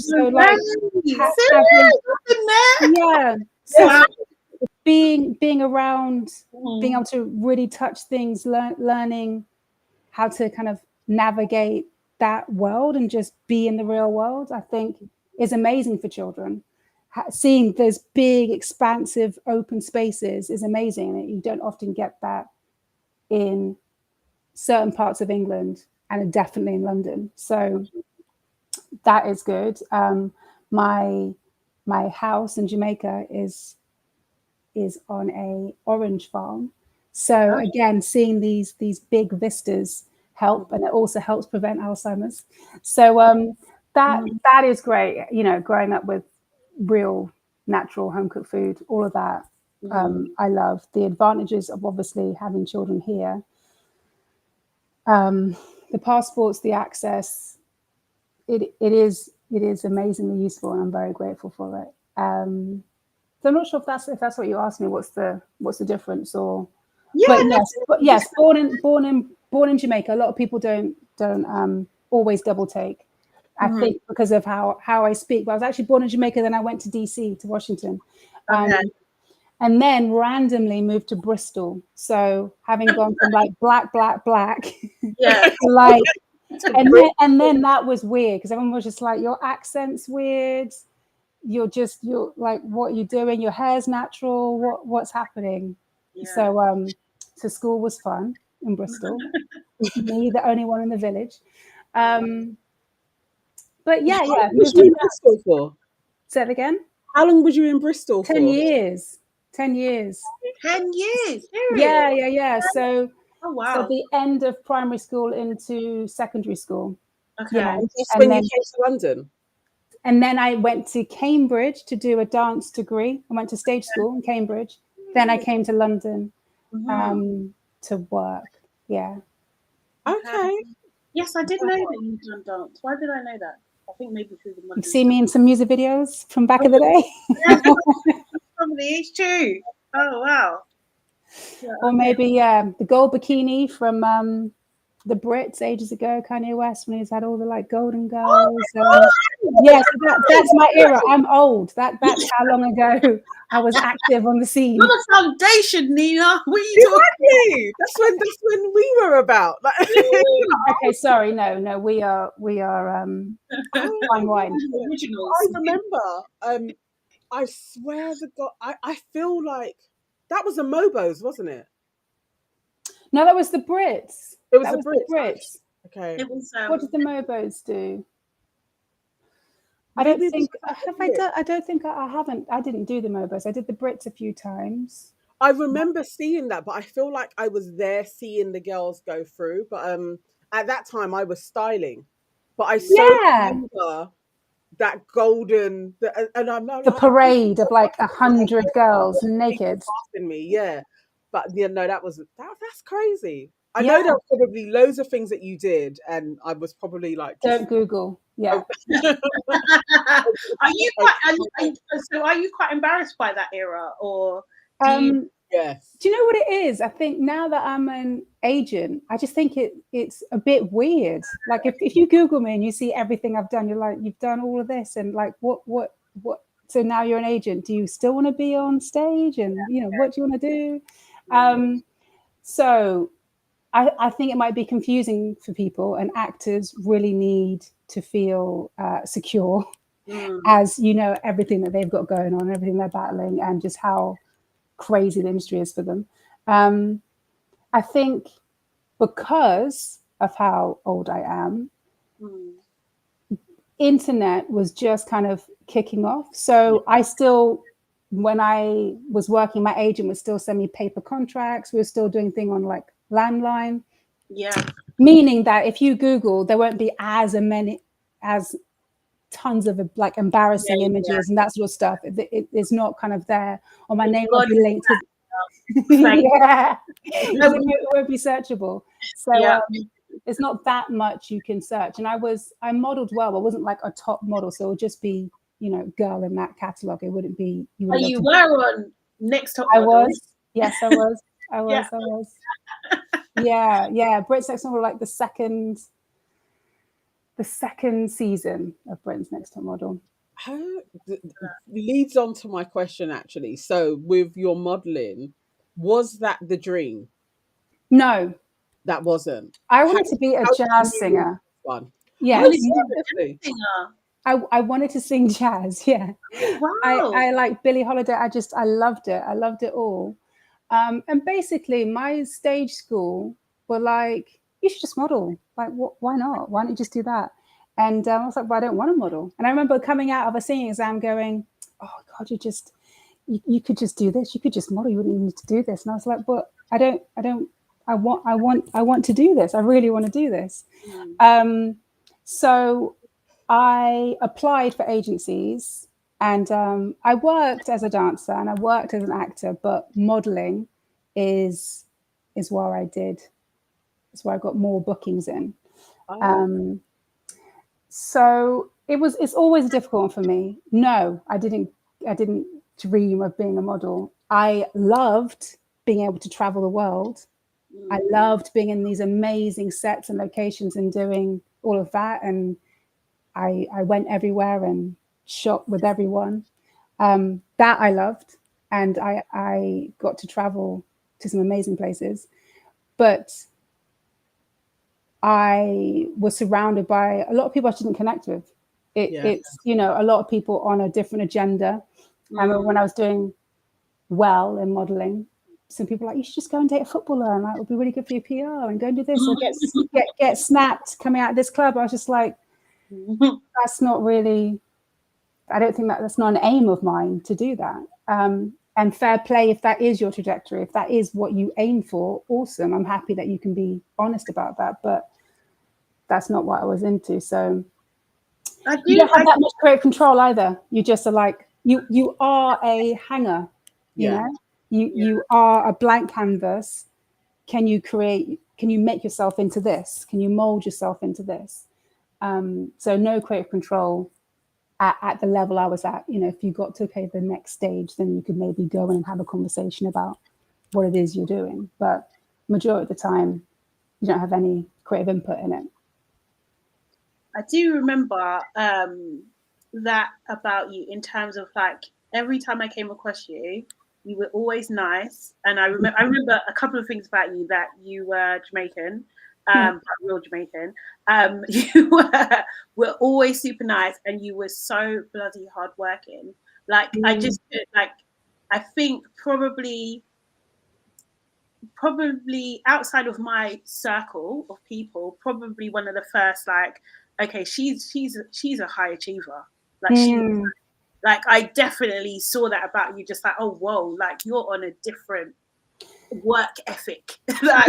Well, it makes sense to me. I wasn't the best model, the best singer, the best dancer, but I had passion and it made sense. I was like, oh, I just have to get more jobs. I just have to get jobs like this. Oh, the producers, the directors, the art directors, the DOP, they make decisions. Right, I need to database them. I need to send them some little Christmas cards when the time comes. I need to do all of that. I need to keep on working, work. This is how you get more work. So it just made sense to me. But there were by far more talented professionals around me. I like working. I like feeling useful. And then when you do get onto those jobs, it is a bit addictive. Like being on sets like that, it is wild. Getting flown to wherever, just like, oh, okay, and this is what's happening right now. It's amazing. It's amazing, and I had a great time. Doing it. Lots of other stuff, but the majority of the time, amazing. Yeah. I wondered, because it obviously, like, because I ran a modeling agency around that time.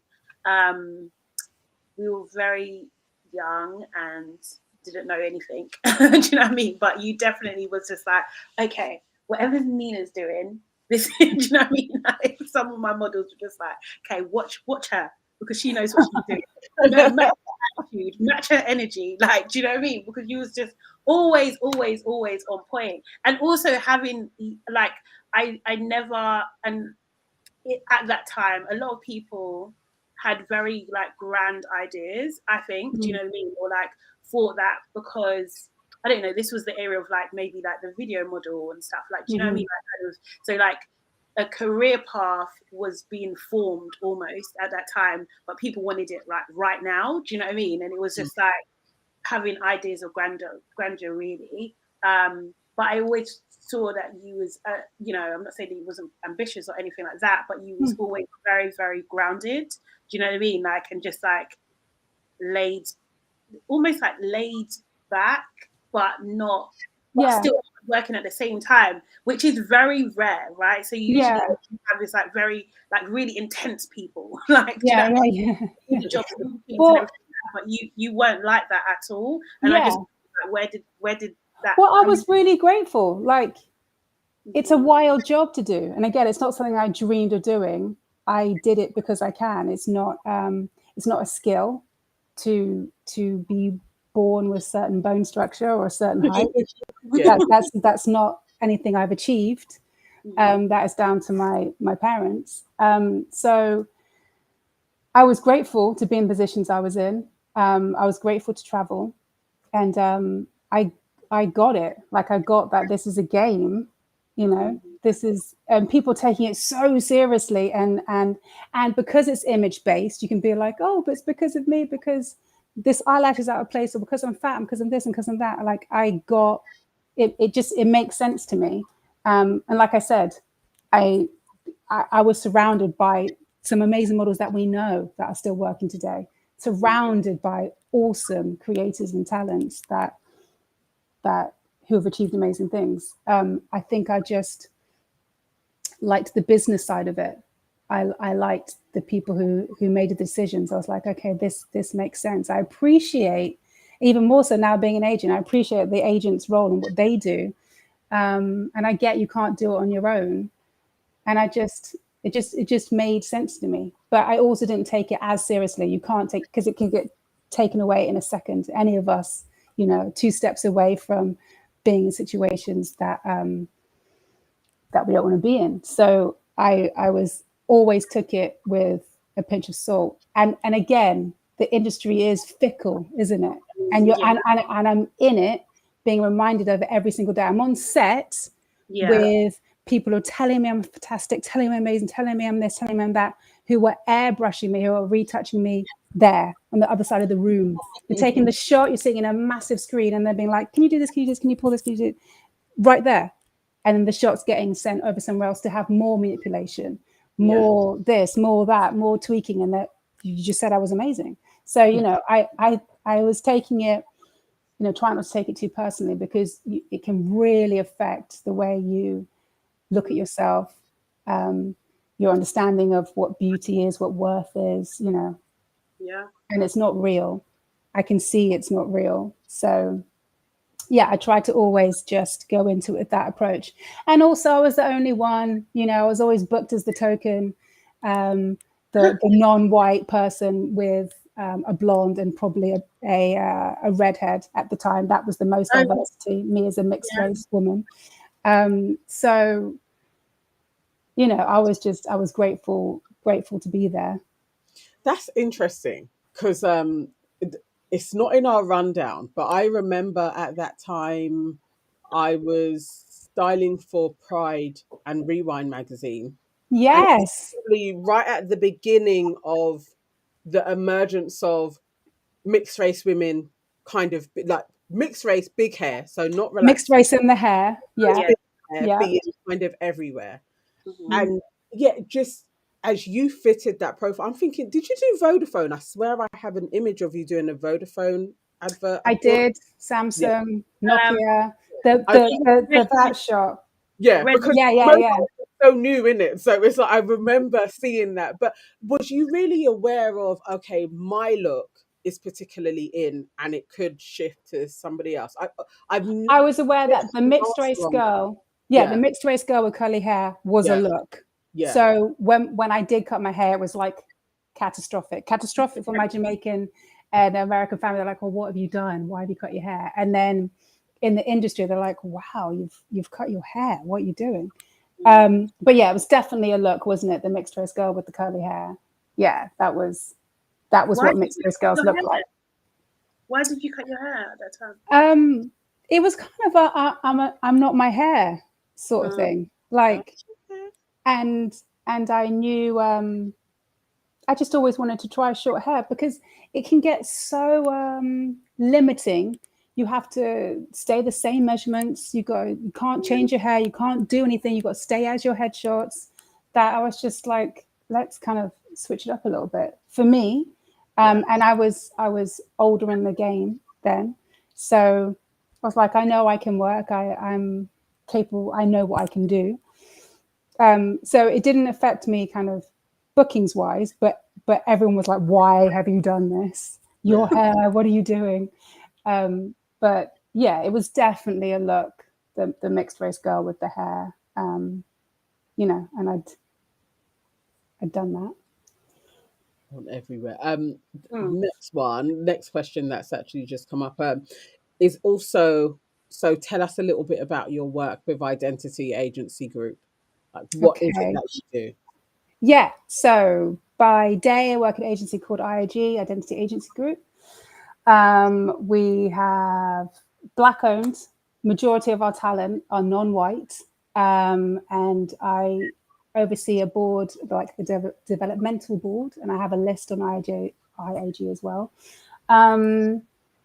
Yeah, it's great. It's nice to get talent on TV that's non-white, and it's also nice when it's their first job. So it's the best thing ever. It's the best thing ever, getting somebody to getting them to, when people are looking for outside validation, it actually being confirmed that you booked this job, and then when they're actually on set and they're doing the job, that second when they wrap and they call me, they're like, oh my God, it was amazing and I did all this, and I've like, in my bones, in my blood, I know I should be here. Those phone calls, obviously my favorite phone calls.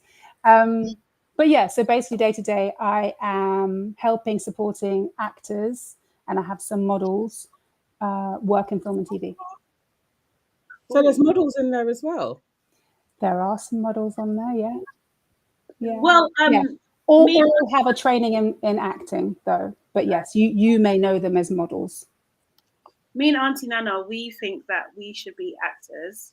Okay. It's so cool. We actually have spoken. So we had a convo, and we're supposed to do this like last year. We were saying, okay, we're gonna join up to Identity. Okay. Before we even were like had you on our list to come on, actually, this was me and Auntie Sade chatting about it. It was like, we're gonna join and we're gonna start going to classes, and neither of us did this. And right. This is a good start, Aunties. Good as start. we are in our 40s. Yeah. Which doesn't matter, by the way. But yeah. Okay. And so you're saying this doesn't matter. But why do you want to, why do you want to be an actor? What do you want to achieve? All right, just cut in there, innit? That's what I'm saying. Fame. No, you can't do it for that. I'm joking. No, you know what? I've always thought of like doing acting lessons because I have issues with like public speaking, and even though I'm doing a podcast, I know, but it's actually a challenge for me. Do you know what I mean? Like, and like, but I do it anyway, kind of thing, because I want to get better. So I've always thought if I, acted, that maybe I'd even become even more better. And Absolutely. Then also, I want to, be able to tell stories and be different characters and all that kind of stuff. Like I think that's fun. I used to do that with my sisters and stuff. We would go to Sainsbury's and just change our accents and just be different people. Do you know what I mean? Like, and do our weekly shopping. Do you know what I mean? But it's just like that imagination aspect. And you should go to class. You should. The techniques and the methods that they can teach you will definitely would help with public speaking and confidence and body language, projection, all of that technical stuff. But just the idea that you want to play other characters, I think the thing is empathy. If you can empathize with others and in their position, that's the biggest tool for an actor. That's what you need. If you have that and you have the passion, then go for it. You have to have all of that because it takes so long and it's so hard and it's so horrible. It's such a vulnerable position to put yourself in, day out, and obviously tons of rejection that you need to love. You need to love it. I think that's the thing for me. So I my degree is in media performance. And when I left, I was really like, yeah, I'm going to be an actress. Like, just set. This is and I probably went to 2 auditions. One of them was Storm Damage, that I think it was like one of Ashley Walter's first jobs. And so I was sure I was getting this job. Like, I was so sure. I was gassed by the casting agent. Because everybody's so nice and bigging you up. Everyone's nice. I got a call back and I'm just like, oh, this is mine. I've got this. And then at the end of it was like put in that group where you all go and they carry Oh, on doing auditions. And I was literally like, this is shit. Like, I thought I had this job and just decided, yeah, no, this isn't it. I know how to sew, I can do fashion, and went into styling. From that, it was 2 auditions. So I've always had a thing of, you didn't really try. So there's a part of me that's like, well, you should probably just give it a whirl. But then as the years go on, I'm like, you're so old now. Really, do you like how many roles are there? being For what you? playing age? What playing age do you feel you're at? Can't you tell us? 30, What do you 30, think? 40. There's yeah. some wicked, like head of the CIA, assassins, all the Killing Eve What's stuff. with CIA? Could you Yeah, you imagine? can do all that. I see these briefs constantly. Jack Ryan, all these shows that are casting that are shooting here, by the way. Jack Ryan's shooting here. Season Yeah. 4 of You is shooting here. Killing Oh, Eve shot seriously? here. Yeah, Season using 4, British talent. what? Is that what your is that what your post was about? I was just like, Yes. oh my god. Yes. Okay. Yeah. That's Yeah, so yeah. All of that. Okay, All of those Auntie projects Nina, are you're shooting. selling this to me. Come on, it's all right. I got you. I got you. Look, you can do it. Honestly, I think the age thing. Everybody feels they're going to be limited by their age, but there are loads of roles. I actually get really excited for characters that are 35 plus because the pool is actually smaller, the talent pool, and the roles are so fun. Like I said, getting to like run around Prague and be an assassin, that's just fun. That's always going to be fun. Yeah. And you can do that. Yeah, I had somebody who was 35 plus, like all the line of duty stuff. They were all Yeah, older that's true. roles. Yeah. Yeah, that's true. fun. That's fun stuff. So the age doesn't matter. It's the empathy and the willingness to put yourself in this position, this vulnerable position, day in, day out. Like Yeah. like how that felt when you didn't get that Yeah. audition, doing that a zillion times, over and over again. 90% of the stuff that comes in, you're not going to book. So it's going into it and being able to maintain a healthy lifestyle within that and live in it. That's hard. That's really hard. Day to day, I have calls with actors and just kind of checking on mental health and just like, you know, take a break. And there's some charities that offer free therapy for performers. Just every day, something. I have one of those calls every week. You know, it all adds up. So, but if you want to do it, do it. How do you, when you're working with you know, an actor that has like trauma and stuff, right? And they're dealing with roles that also like kind of like play into something, like what are like the safeguarding for those types of people? Yeah. What So this is how it is probably changed from back in the day. Casting, first of all, before you even see the project, will say, these are the sort of trigger warnings, these are the issues that this project is dealing with. Actors must feel comfortable to be able to work in this space day in, day out. If you don't feel comfortable, obviously it probably isn't the project for you. And then on set, there are therapists or drama therapists that can be brought in as well. But day to day dealing with talent, when I bring them on, I'm like, have a think about what stories you want to tell. What do you want to do? And then obviously I'm looking for those sort of projects.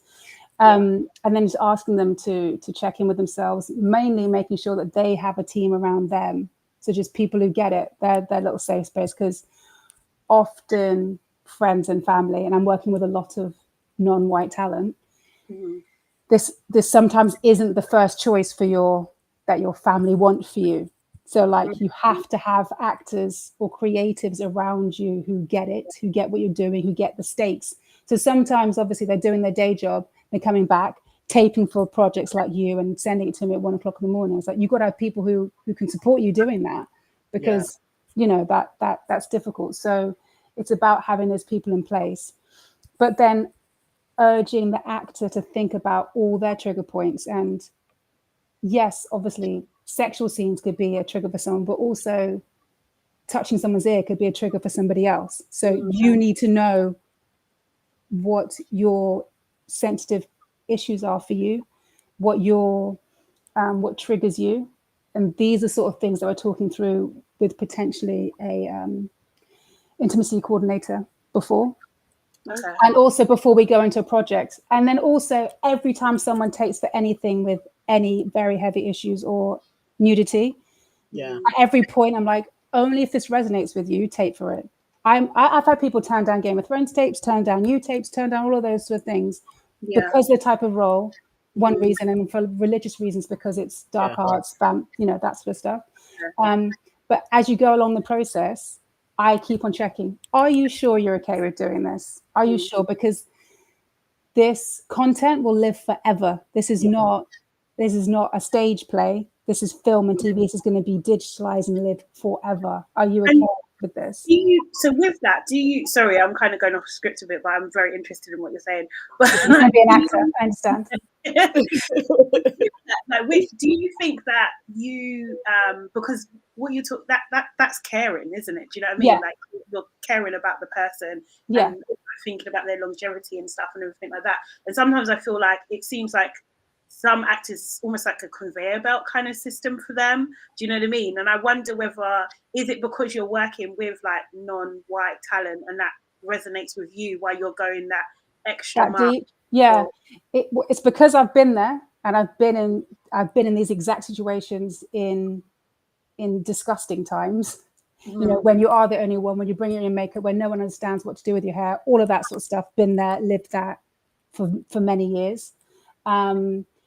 So I know that I'm going into it with that sensitivity. Also, having been talent, I get the stakes. I get how you can just be like, it's so important. You think this is everything. And if you don't get this job, your whole life won't make sense. I get the stakes that they put upon themselves because I've been there.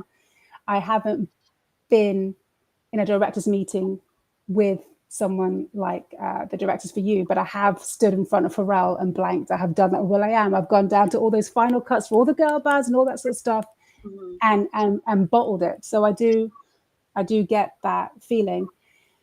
At the end of the day, if you tape for something that you do not resonate with, along the line, it's going to fall down at some point. If you don't really have empathy or want to play this character, it will collapse at some point. So what's the point? So I'm telling them, think about this. Don't tape for Game of Thrones if you don't want to do this. If you do not feel comfortable with this nudity, don't do it. If they say they feel comfortable with the nudity, and then every time you get further down the process of you do the audition, then you do the recall, and you go and meet for chemistry meet, the director's meet, at every stage I'm like, do you still feel comfortable? Yeah. Because you can change your mind. When it starts to get really real, like, oh, I'm going to be on set and I'm going to have to do this and this will live and all my family will see it. Yeah. Is this what I want? There's nothing wrong with nudity. I'm just saying, is that what you want to do? I have those questions daily, all the time. So I give that level of care because I care. I really care. And I want everybody to win. And I want people to book jobs and I want them to book the jobs they want to book. Because then the magic happens, you know, then you get the beautiful moments. And then that's what they're also looking for. I think, you know, that's why they're coming to us as an agent to try and help them, you know, navigate these moments. And also I wish I had somebody who's doing that for me, you know, who had my back like that. Yeah. Because I've been there when you've been the only one. For instance, someone was doing a nudity scene on a big Netflix show and she asked for a merkin, which is a cover. For your vagina, and the hair was blonde, and I was like, "This is a black woman. You can't do that. You need to think about these things. We need diversity across the board, right?" So I was just like, "You need to have somebody who can go and say these conversations for you, and also say why that should have been flagged way earlier. You should never we should never be in these positions. So you want somebody to, if someone could." I brought my makeup with me every time, just in case, you know, you do all that. So if someone, I'm happy I can do that for other people, basically. Okay. I love that. Okay. All right. So we're moving on from identity and going more into your motherhood and how are you juggling it all with 2 children? Yeah. How does that work? Because it's bloody, isn't it? So no, it is. And I've got young children. You know what? Taking it day by day. I give myself a little high five at the end of every evening, whatever's happened. Even being here right now, I was like, where can I put the camera to, like, so you can't see like the paint stains, the handprints, everything, the smears on the couch, the sweet potato mashed into the wall. So, you know, I think you've got to give yourself, you've got to be kind. All these things that we say to each other and we say to our children, we've got to say to ourselves. I also love working. So having a daughter, I want everyone to see, but it does feel special that I want my daughter to see you can work and you can have children if this is what you choose to do. This is how you choose to mother. How else am I doing it? Right, way back in the start, I had caffeine tablets. I was like, I simply cannot function with this lack of sleep. Whilst I was still breastfeeding as well, I had some caffeine, some like awful internet caffeine tablets. Now I've progressed to like Holland and Barrett caffeine tablets, which feel slightly nicer.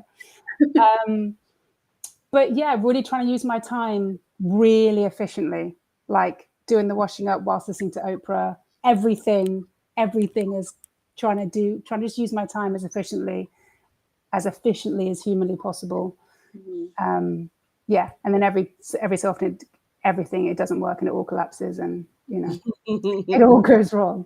But majority of the time, that's how I'm going into the day, whether it happens like that, you know. Okay, so moving on to podcasting. So you also have a podcast, Dope Black Mums. Yeah. So can you tell us a little bit about your journey with this, where it is today, the highs and lows, that sort of thing? Yeah. Yes, I have a podcast, releasing weekly. Yeah, I think right now I'm trying to not put pressure on myself. So I'm pre-recording, trying to find conversations that I find interesting. The whole point is to showcase Black women and Black mothers, share everything that we can do. Motherhood is hard. So anybody that can give us any little hacks, anything that's worked for them, anything, whether it's practical or emotional, anything, I'm like, give it to me. I'll take it for myself personally. And if it can help anybody else, awesome. So that's always the main aim. And just to try and squash any myths. Like last week, we talked about estate planning. It's horrible. You know, we won't think about it, but we should think about it. So anybody that can help us navigate that, anything that can make it feel a little bit smaller is the plan. So I think, now recording weekly, but trying to pre-record to take the pressure off. Yeah. Are you like batch recording when you do it, or are you doing No, it? I'm not batch recording. I'm recording remotely. That's another thing that has made it much easier. I'm recording after 9 o'clock, so after bedtimes, and I'm usually recording with mothers, and I'm recording way in advance because sometimes, as it happens, people have to cancel, usually due to mummy stuff. So I'm like, it's okay. I'm not putting pressure on anybody. Like if you have to reschedule. It's all good. Another reason to pre-record. And just trying to find topics that come up either in the WhatsApp group, in the Facebook group, or just general things that come up that I wish I had helped with. So talking about everything. Lows are sometimes I'm like, why am I doing this? What is the point of doing this?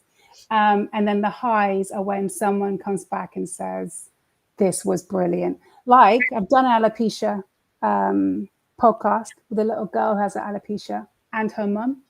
And just talking about what Black hair means to females. How we can find our validation and beauty, and and hearing this from a 7-year-old, I was like, this spurs me on, it keeps me going. So those are the highs, when you get to have beautiful conversations. But any feedback from other parents, messaging in, just saying this gave me the confidence to come out to my parents, this gave me the ideas to go, I've gone and started my booked in a meeting, think about wills, that sort of stuff. It's good. It's good. Yeah. No, I love that. I love that. I didn't know that it was back on WhatsApp. So when you first started, I was in the group. Yes. And when it moved to Slack. Yes. I don't get Slack.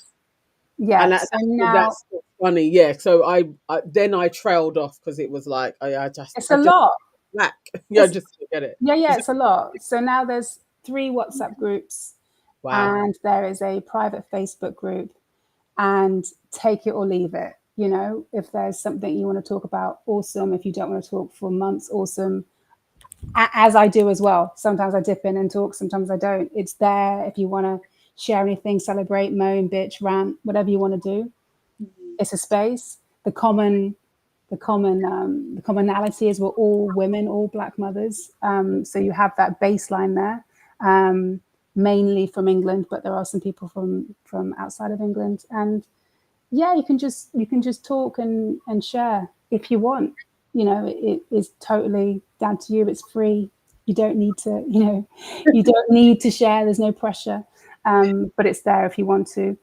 How can people like get on Dope Black Mums now? What do they need to do? So on the website or on the Instagram page, there's a link tree, and there's just a sign up page.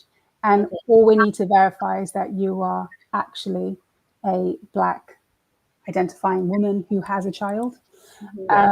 That's it. So asking for you to verify that with some socials. And yeah, WhatsApp group. Some people find the WhatsApp groups moves too fast. So there's the Facebook group. If you want, obviously there's the podcast. Open to everybody, as you know, say anybody who wants to come and talk, any black mother wants to push, celebrate their business, anything. It's I want to celebrate all of us. I think it's easy to post and talk about Beyonce or Serena Williams as being amazing mothers. Awesome, they are, but there's a lot of other people doing great things on the ground that we all know. You know, someone's just written a book. Let's talk about it. It's those women that I find really interesting, and that could also inspire another woman who's doing exactly the same hustle.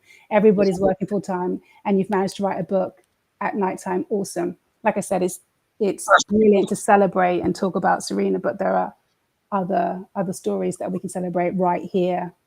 You know, so that's the point. So I'm not posting about famous women or kind of influential black influencers. And talking about mums on the ground doing whatever they're doing, pushing their latest fun run or their book, or just talking about their posts, showing their baby bumps, everything and anything, but just black mothers.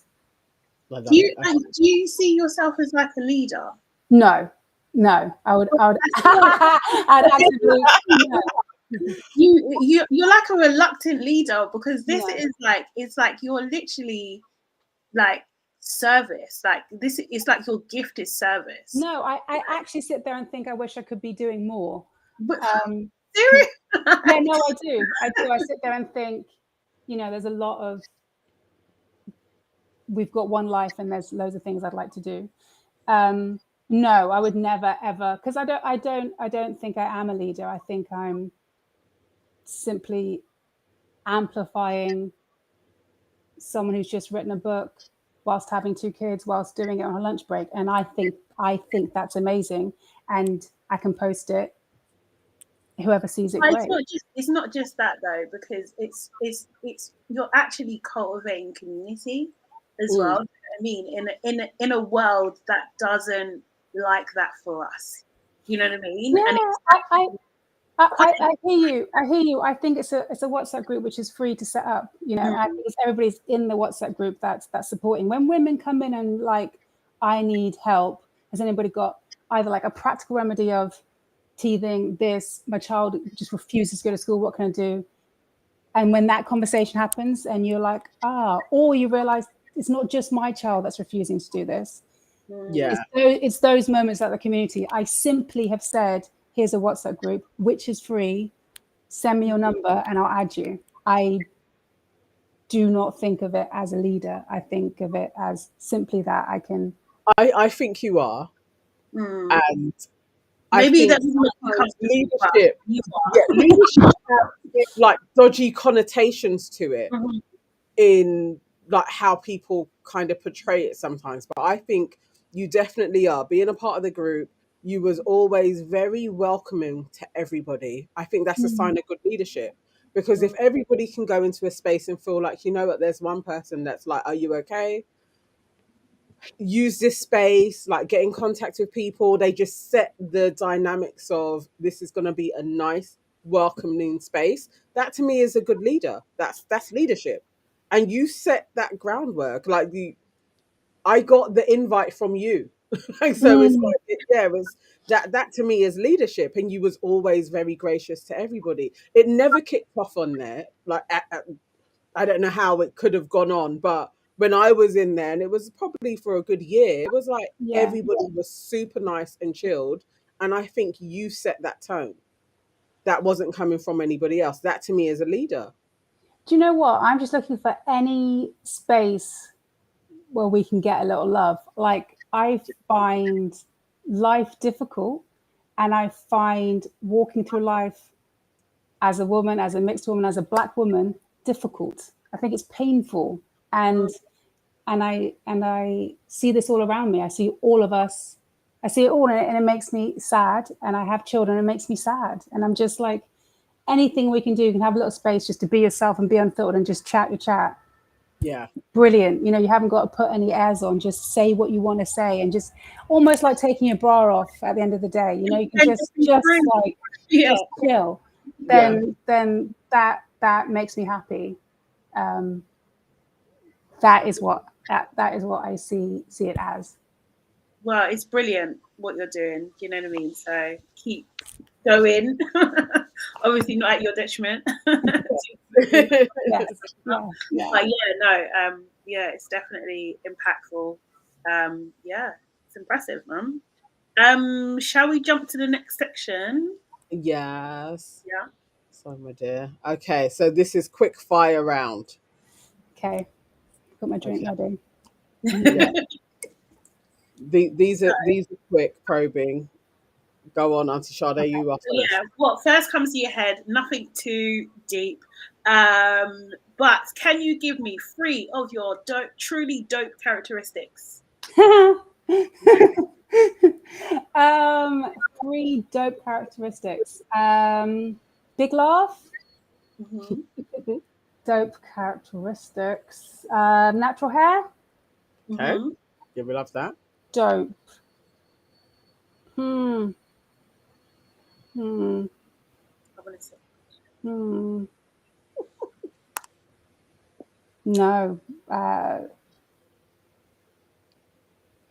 Music. Oh, do you know what? Actually, do you know what? Yesterday, me and the kids, I put on you know, Junglist. Yeah. I put that on, and we just had a little dance. And I'm doing that quite often, you know, putting on Junglist or like soca music. So that I think is dope. We're having little dance parties, but I'm trying to find like, jungle basically. Love that. Absolutely love that. None of you should do that too. It's standardly, and literally it is. It's jungle and garage because that's all I love. So I love it. And it's good. It's good energy just to like burn before bed. Just have a little run around. Just let them go. Yeah, turn the lights off. Let's just go. Yeah. Okay. All right. So you have a boy and a girl. Are your kids well trained? Oh, no, I wouldn't say well trained. No. I'm going on the path of letting them be who they want to be, and I'm here to navigate their journey, all that sort of stuff. So, no, not going down the kind of training route, but letting them say whatever they want to, letting them express themselves, be themselves in the moment. So, no, for that reason, no, they're not well trained. Okay. What kind of auntie are you? Oh, do you know what? I'm the auntie that will always be at the kids' table at a wedding. I love being around kids, and I'll be playing the games. I would actually be with the kids over the adults. Like, I would be, at the kids' table helping with the balloons and doing the little games. That all day. I can so see that. Yeah, you have that temperament. I can so see that. Oh, I naturally navigate towards children, and I like being around them. Oh, I love it. Okay, all right. So, tell your favorite aunties, because we are everybody's favorite auntie, something that you haven't told your mum or dad. We want a juicy secret. even something that you may not have told your best friend. We really want like a juicy secret. What sort of things have other people shared, right, in this moment right We've now? had sexual exploits Ooh, and bad behavior so far. Bad, yeah. bad behavior.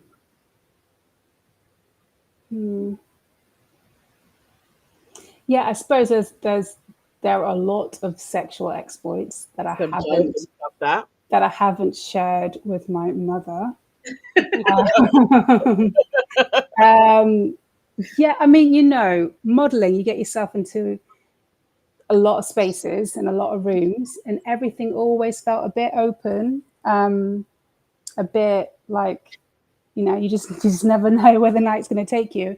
So I found myself having a lot of fun. Yeah. So, I don't know, threesomes, that sort of. Oh wow! That's Yeah. sort of fun if that's what we're So sharing. you hear this stuff about models, and I'd always wondered, is this real? Yeah. Like, models But and you, dancers, you yeah, generally hear. but you know what? Because the energy is always, you know that buzz you get from performing. Yeah. Yeah. They're living in that space because it's kind of always slightly on. And if you're around other performers, or if you're on set and there's a camera on, you are actually on. So it's kind of, you're always living in slightly, fruity is the wrong word, but it kind of feels like it's always just Tension. a bit. It's a bit There's tension. just a little, and obviously everyone's gorgeous and everyone's very nice. They're all very nice people. And you're in like Mauritius or whatever, you know, you're in crazy locations, alcohol. Sometimes, not that we ever condone this, but you know, there's not that I did this, but drugs delivered to the sets, studios, all of that sort of stuff. So the atmosphere added with, you know, you being hyped to be on set with all of those chemicals and kind of vibes floating around. Yeah. All that stuff does happen. I mean, I assume it still happens now. I'm like out of the game like that, but it was always, it was always on. And then also for like after parties, or you'd be on these locations and you'd be in an amazing hotel room, you know, and everybody's there and you're not in your normal environment. So it kind of all feels open. So yes, threesomes and those sort of fun things that people may think is freaky. done a lot of that. Okay.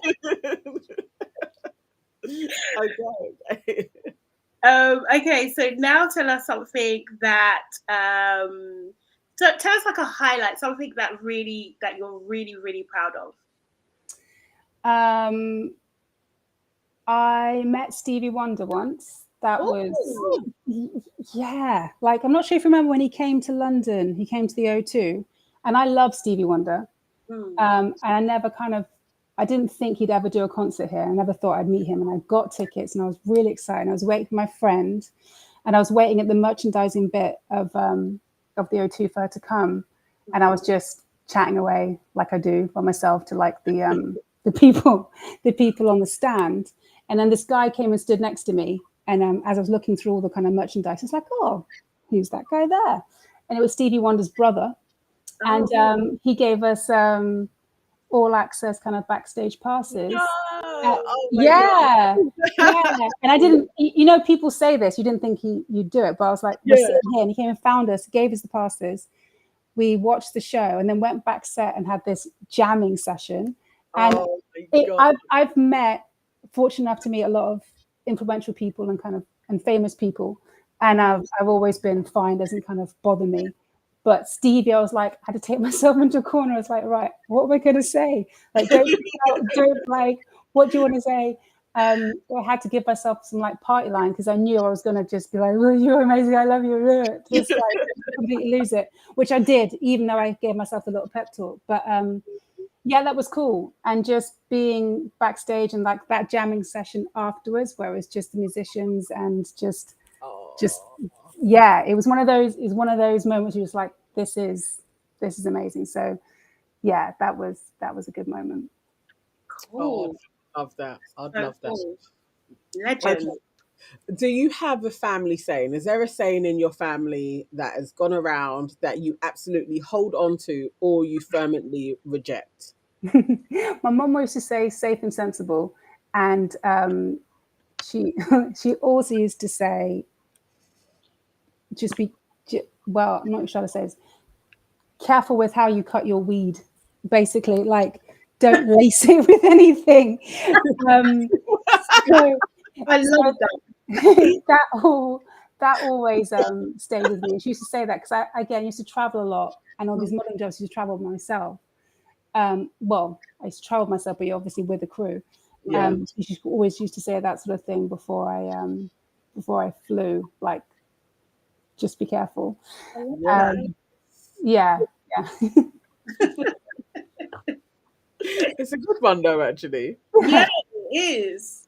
And it's like, you know, because the thing is, obviously your parents want to wish you well in it, do you know what I mean? But obviously the nature of what the business, you know, it's just like You would know.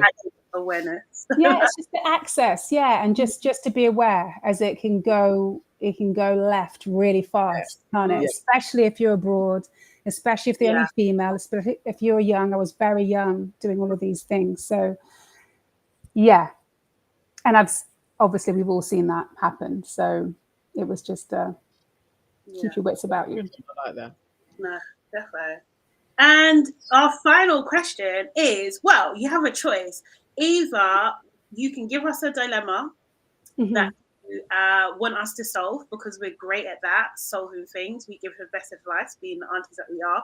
Or we can give you some unsolicited auntie advice. I could give you a dilemma that happens to me basically every day at work. Okay. Yes. So we get these amazing auditions for actors, and we ask them to do their tapes, and sometimes they have to do a US accent, and they put in lots of effort. Sometimes they put on, like, they go to lots of lengths and put on different wardrobe and all this sort of stuff, and they tape and send me all these different options, and they all ask, what do you think is the best options? Do you think these are good? So when it gets to the deadline and you have to send it off, basically, how would you tell an actor that this isn't good enough? I'm not going to send it off, and you're going to miss your chance of being in Game of Thrones or Batgirl. This is a real dilemma.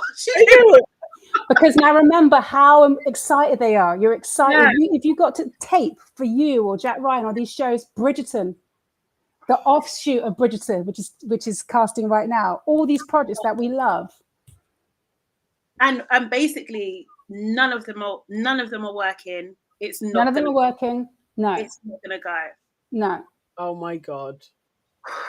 Okay. But you have to G them up because you need them to tape and still obviously work for you and not work for you. You still want them to tape for other projects. Just this particular project, your tapes are rubbish.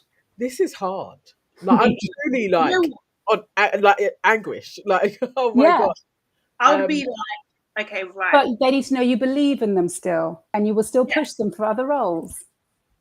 I feel like I'll be like, right, what I'm going to say to you is going to be really difficult, but I don't want you to be disheartened, right? Because this is a process, and we was almost there, and I saw all the effort that you put into all of the tapes, and you gave me so many options.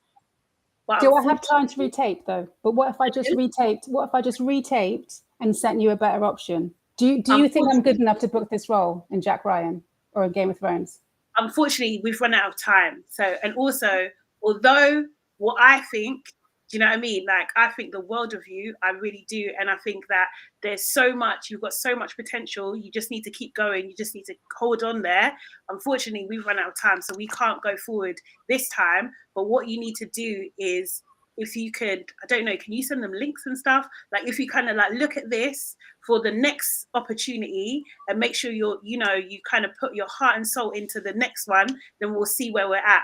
But unfortunately for this one, it's not going to happen. But you've done a really, really, really excellent job. I'm really proud of you. That's what I would say. I love it. Not bad. Yeah, not that bad. was good. Like the progression, it's just all in there. Yeah, it's the hyping up. It's like hype master, but not Yeah. this. Yeah, Yeah. like, But to I still keep them, struggle with that. yeah, That, because you can't crush them either, yeah. because this is the industry. The majority of the time, you're not going to book it, but a tape could come in tomorrow. And then what happens is, but will you still push me? Will you still send me tapes? Will you still get me opportunities? Do you think I can do this? Do you think I can land this job? Or do I need to aim lower? Should I not aim for the lead role? Should I just go for supporting? Oh my God, that's too hard. I can't even tell somebody that. I can't. Yeah. Okay, so Just I can't like be an agent. remember, Nana, when you were like, "I've got this." Yeah, You were I in that was- camp. You're like, I've got this audition. I booked it. Yeah, I'm done. That's me in my personality though. Is usually like I can hype myself up, and then when it fails, I'm a bit like, oh shit, how did you miss that? Like because I've so gone into this is yours. Yeah, I couldn't be somebody's agent because I'm gonna hype them, and then it's gonna be long because I'm gonna send it.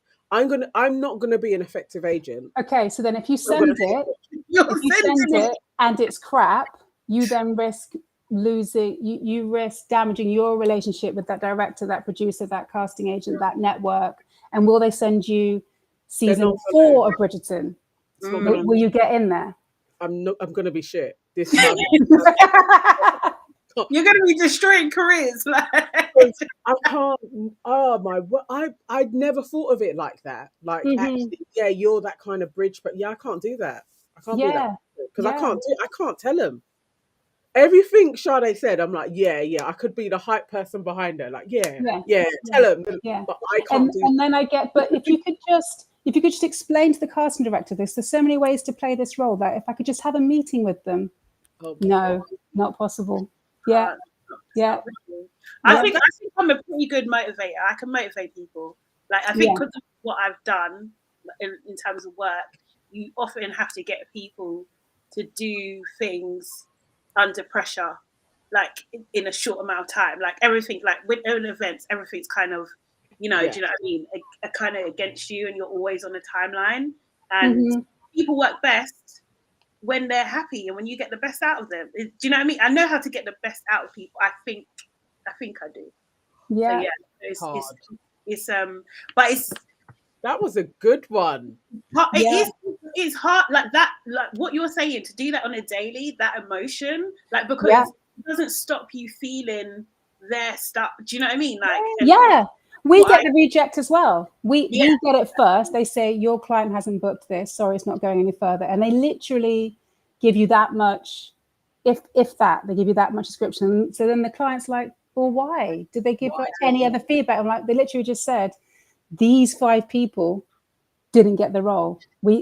Sometimes they give us blanket statements of we can't give any further feedback. They just didn't get it. Another thing will happen is you'll book a job, you'll do it, it gets to the edit, and then the role gets cut.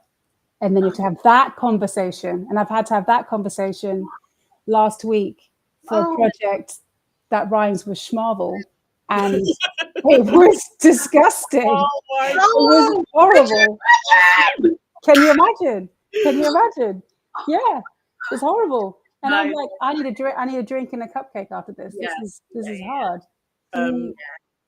Sade, are we still gonna go for this? Because I'm not trying to be an agent.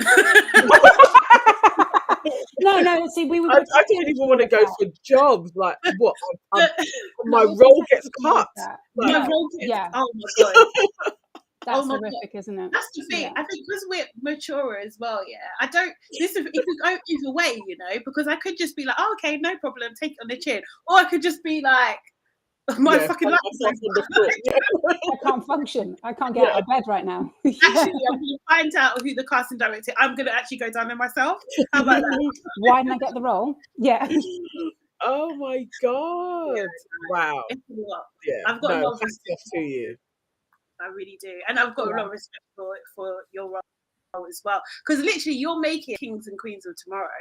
Do you know what I mean? That's your job. And that's how gorgeous it feels when you book somebody again. So I've got a young Black girl going into season 4 of You. It's her first job, That's amazing. Come on, that's your first job, and then Kids. someone else will see that and be like, oh, I could do that. I could get into acting, and you never know what that could do, and that's a show that we all have access to and we can all watch. This is not, it's accessible, so it's great. It's great when those moments happen. That's cool. I love that. Love it. Okay, we have moved into our sad, mad, glad section. This is the final section of the show. Well, look at this. I'm first. Okay, so I was sad. I told you guys already. I hurt my shoulder, heart attack. None of that happened. It was just a sprain or something. So I'm fine. But that did make me sad because I was thinking I may leave this mortal earth and be watching you from afar. But yeah, I'm still here. I was mad watching GMB, and they were discussing Will Smith and Chris Rock, and her name has gone out of my head. The one that used to work with Piers. I want to say Sandra, but I don't think that's her name. She's got brown hair. Suzanne. Yeah. I found her really racist, and she was referring to them like they were school children. Like, what if a child in a playground is now like Will Smith is a hero, and he could go and slap somebody? It was just like, this is really like trivializing this situation and making these grown men like really infantile. It pissed me off. So yeah, that made me super vexed, and I wanted to call in and argue with her, but they don't take calls. And I was super glad. On Saturday, we all got together and we did a show. It's on Colourful Radio, and it's called Owning It with Viola, and it's going to come out on Tuesday. And all of the aunties were together in a studio, and that was really fun. And then we did like a quick photo shoot afterwards as well. And I got some good pictures. We collectively got some good pictures, and you know that we need good pictures. So that was super fun. It's always good when we're all together. Like, Iola was totally like, you guys' energy is really, really high. There's lots of bouncing around when we're all in a room together. Yeah, she was like, you can feel it. And I was like, we need to be in a studio, and I'm always pushing for it. And she was like, yeah, you do need to be in a studio. So yeah, that made me glad because I'm right. Nice. Always. So my sad is actually about this musician artist called Chica. I don't know if you know her. She's like a rapper, US rapper, and she I follow her stuff. She done like this freestyle. She kind of like got a lot of kudos and stuff. She's like super talented, and her career is growing. And she attempted, so trigger warning, she attempted suicide over the weekend, which was really, really just, do you know what I mean, like super awful thing to hear. And it just made me really sad. Do you know what I mean? That someone, not that you obviously have to be talented, but she is so talented. Do you know what I mean? And I just wonder what support she's getting, and whether I don't know. I just hope that she kind of gets through what she's going through. Like I don't know. I just want her to feel better. Like, obviously, yeah. So that's that. My mad. What have I been mad about? Nothing. No, my mad was Will and Kate's response to the Commonwealth tour, because I was thinking, what the hell are these guys talking about? Like, just apologize for slavery, first of all. Like, just yeah, that just made me mad.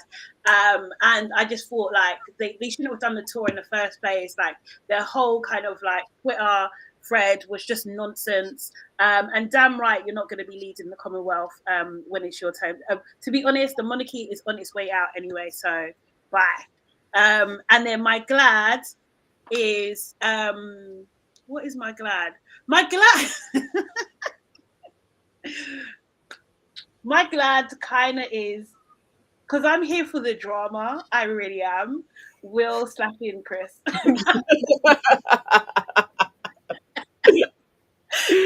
because I just thought it was just a great cultural moment. It was a moment for the culture. Let me say it like that. It was a moment for the culture, and it just normalized things for a little bit. And I'm just happy for the moment and all the memes it's generated because it just gives me so much joy. Yeah. So Okay, go on. I am sad that my actor got cut. I'm sad. All the hard work that goes into it, all the like getting to the final rounds, all the work, and then the final edit comes out. That makes me sad. I am mad for Jada. I'm mad that she's in that position. I'm mad that she has to feel anyway when she's just sitting there being herself. If it makes her think anything about her appearance, her self-worth, anything, that makes me mad. I'm glad to be here. Yeah. Thank you for joining us, man. Thanks for having me. Thank you. That is lovely. We do have one extra bit from you, if you have it. It's something on your hit list, or a don't piss me off, or something that you just want to share with everybody to watch or listen to. It doesn't have to be negative. It can be positive. Oh, okay. Well, positive. I suppose my little win right now. Two things. The maple pecan twists that you might get, like Danish pastry. Going to any supermarket, Tesco's, Co-op, Aldi, and they do the frozen ones. So you can get like 4 frozen. So if you buy them if you buy one, they're usually £1 or like 90p, something like that. But you can buy 4 frozen. And just anytime you need a little pick-me-up, you can put it in the oven. It feels like it's freshly baked. That's been my little hack. That's my little treat to myself. And then soak it with the kids. That's made me happy recently. That's made me glad. What was the actual question? Anything that you think people should like watch, or something that has pissed you off? Yeah, Jada again. That's pissed me off. Just her having to defend herself for absolutely no reason. What do I think people should watch? Well, Bridgerton season 2. That's really fun. It's amazing to see, a whole Asian family. That's awesome. Makes me very happy for all the kind of young Asian followers that might be watching. Obviously, Simone Ashley is also with the agency. So that's awesome to see. What else? What else to watch? God, there's so much. Riches, that's coming out soon. This is an all British black cast. I'm not aware of this. What's it called? Riches. Riches. Yeah, you will be aware of it. You will be aware of it. Okay. When is it coming out? Soon, probably the end of the year. It's going to be all black British. So it's the kind of first of its kind drama, succession-y type. Oh, really? Look at this exclusive. Yes, it's awesome. It's awesome. It's awesome, and lucky to have some talent in there, and just really excited. Even just seeing the briefs come through, I was like, this is a first of its kind. This is going to be groundbreaking, and with loads of amazing, no American talent, only black British talent in front and behind the screen as well. So it's that I'm really excited to see. Love that. I love that. I love that. Okay. Thank you, everybody that's been watching with us. We have come to the end of the show. And so what I need you all to do is, if you're listening to us, please leave a review. That you could be listening to us on Apple or Spotify. Please leave us a review, give us 5 stars as well, and just celebrate the aunties, because we really do want to be rich aunties. If you are watching us on YouTube, again, please leave your comments on there as well, and like and share and subscribe. And then also, once you subscribe, press the bell so that whenever we go live or upload, you know that there is new videos out there, and your aunties are going to be giving you the best advice and our opinions on everything, because we are the greatest aunties on the planet, aren't we, Auntie Sade? We are indeed. Why? Why even ask? Why even suggest? We are. We're number one. This is it. So yes, please do, and we will have our Patreon set up soon as well. So get ready with your coins, and it's going to be super affordable. You can subscribe to us, and you'll just be helping our production. And hopefully, Auntie Nana will get her dream of us all being in a studio together every week recording, so that you get the auntie vibes live and direct, and we don't have to be doing it remotely. Because I love to see my girls, and I'd like to see that every week. So yes, please help us out. Patreon will be coming soon. So get your coins ready so that you can subscribe with us. And we have been your aunties. I am Auntie Nana, and I've been here with Auntie Sade. Honorary Auntie Nina. there we go. Auntie Nina Malone has been our special guest. Again, getting like, definitely do go on to IG and start following Dope Black Mums and all of the Dope Black different. There's Dope Black Dads. We've had Marvin on before. There's Dope Black Queer. There is Dope Black Disabled. There's a whole gamut. Dope Black Women. Yeah. Dope Black Women, Dope Black Men. Like, definitely, please subscribe to all of them, because they are creating a dope Black society, and all of us should be a part of that as well. So have a lovely evening, and thank you for joining us. Good night. See you later.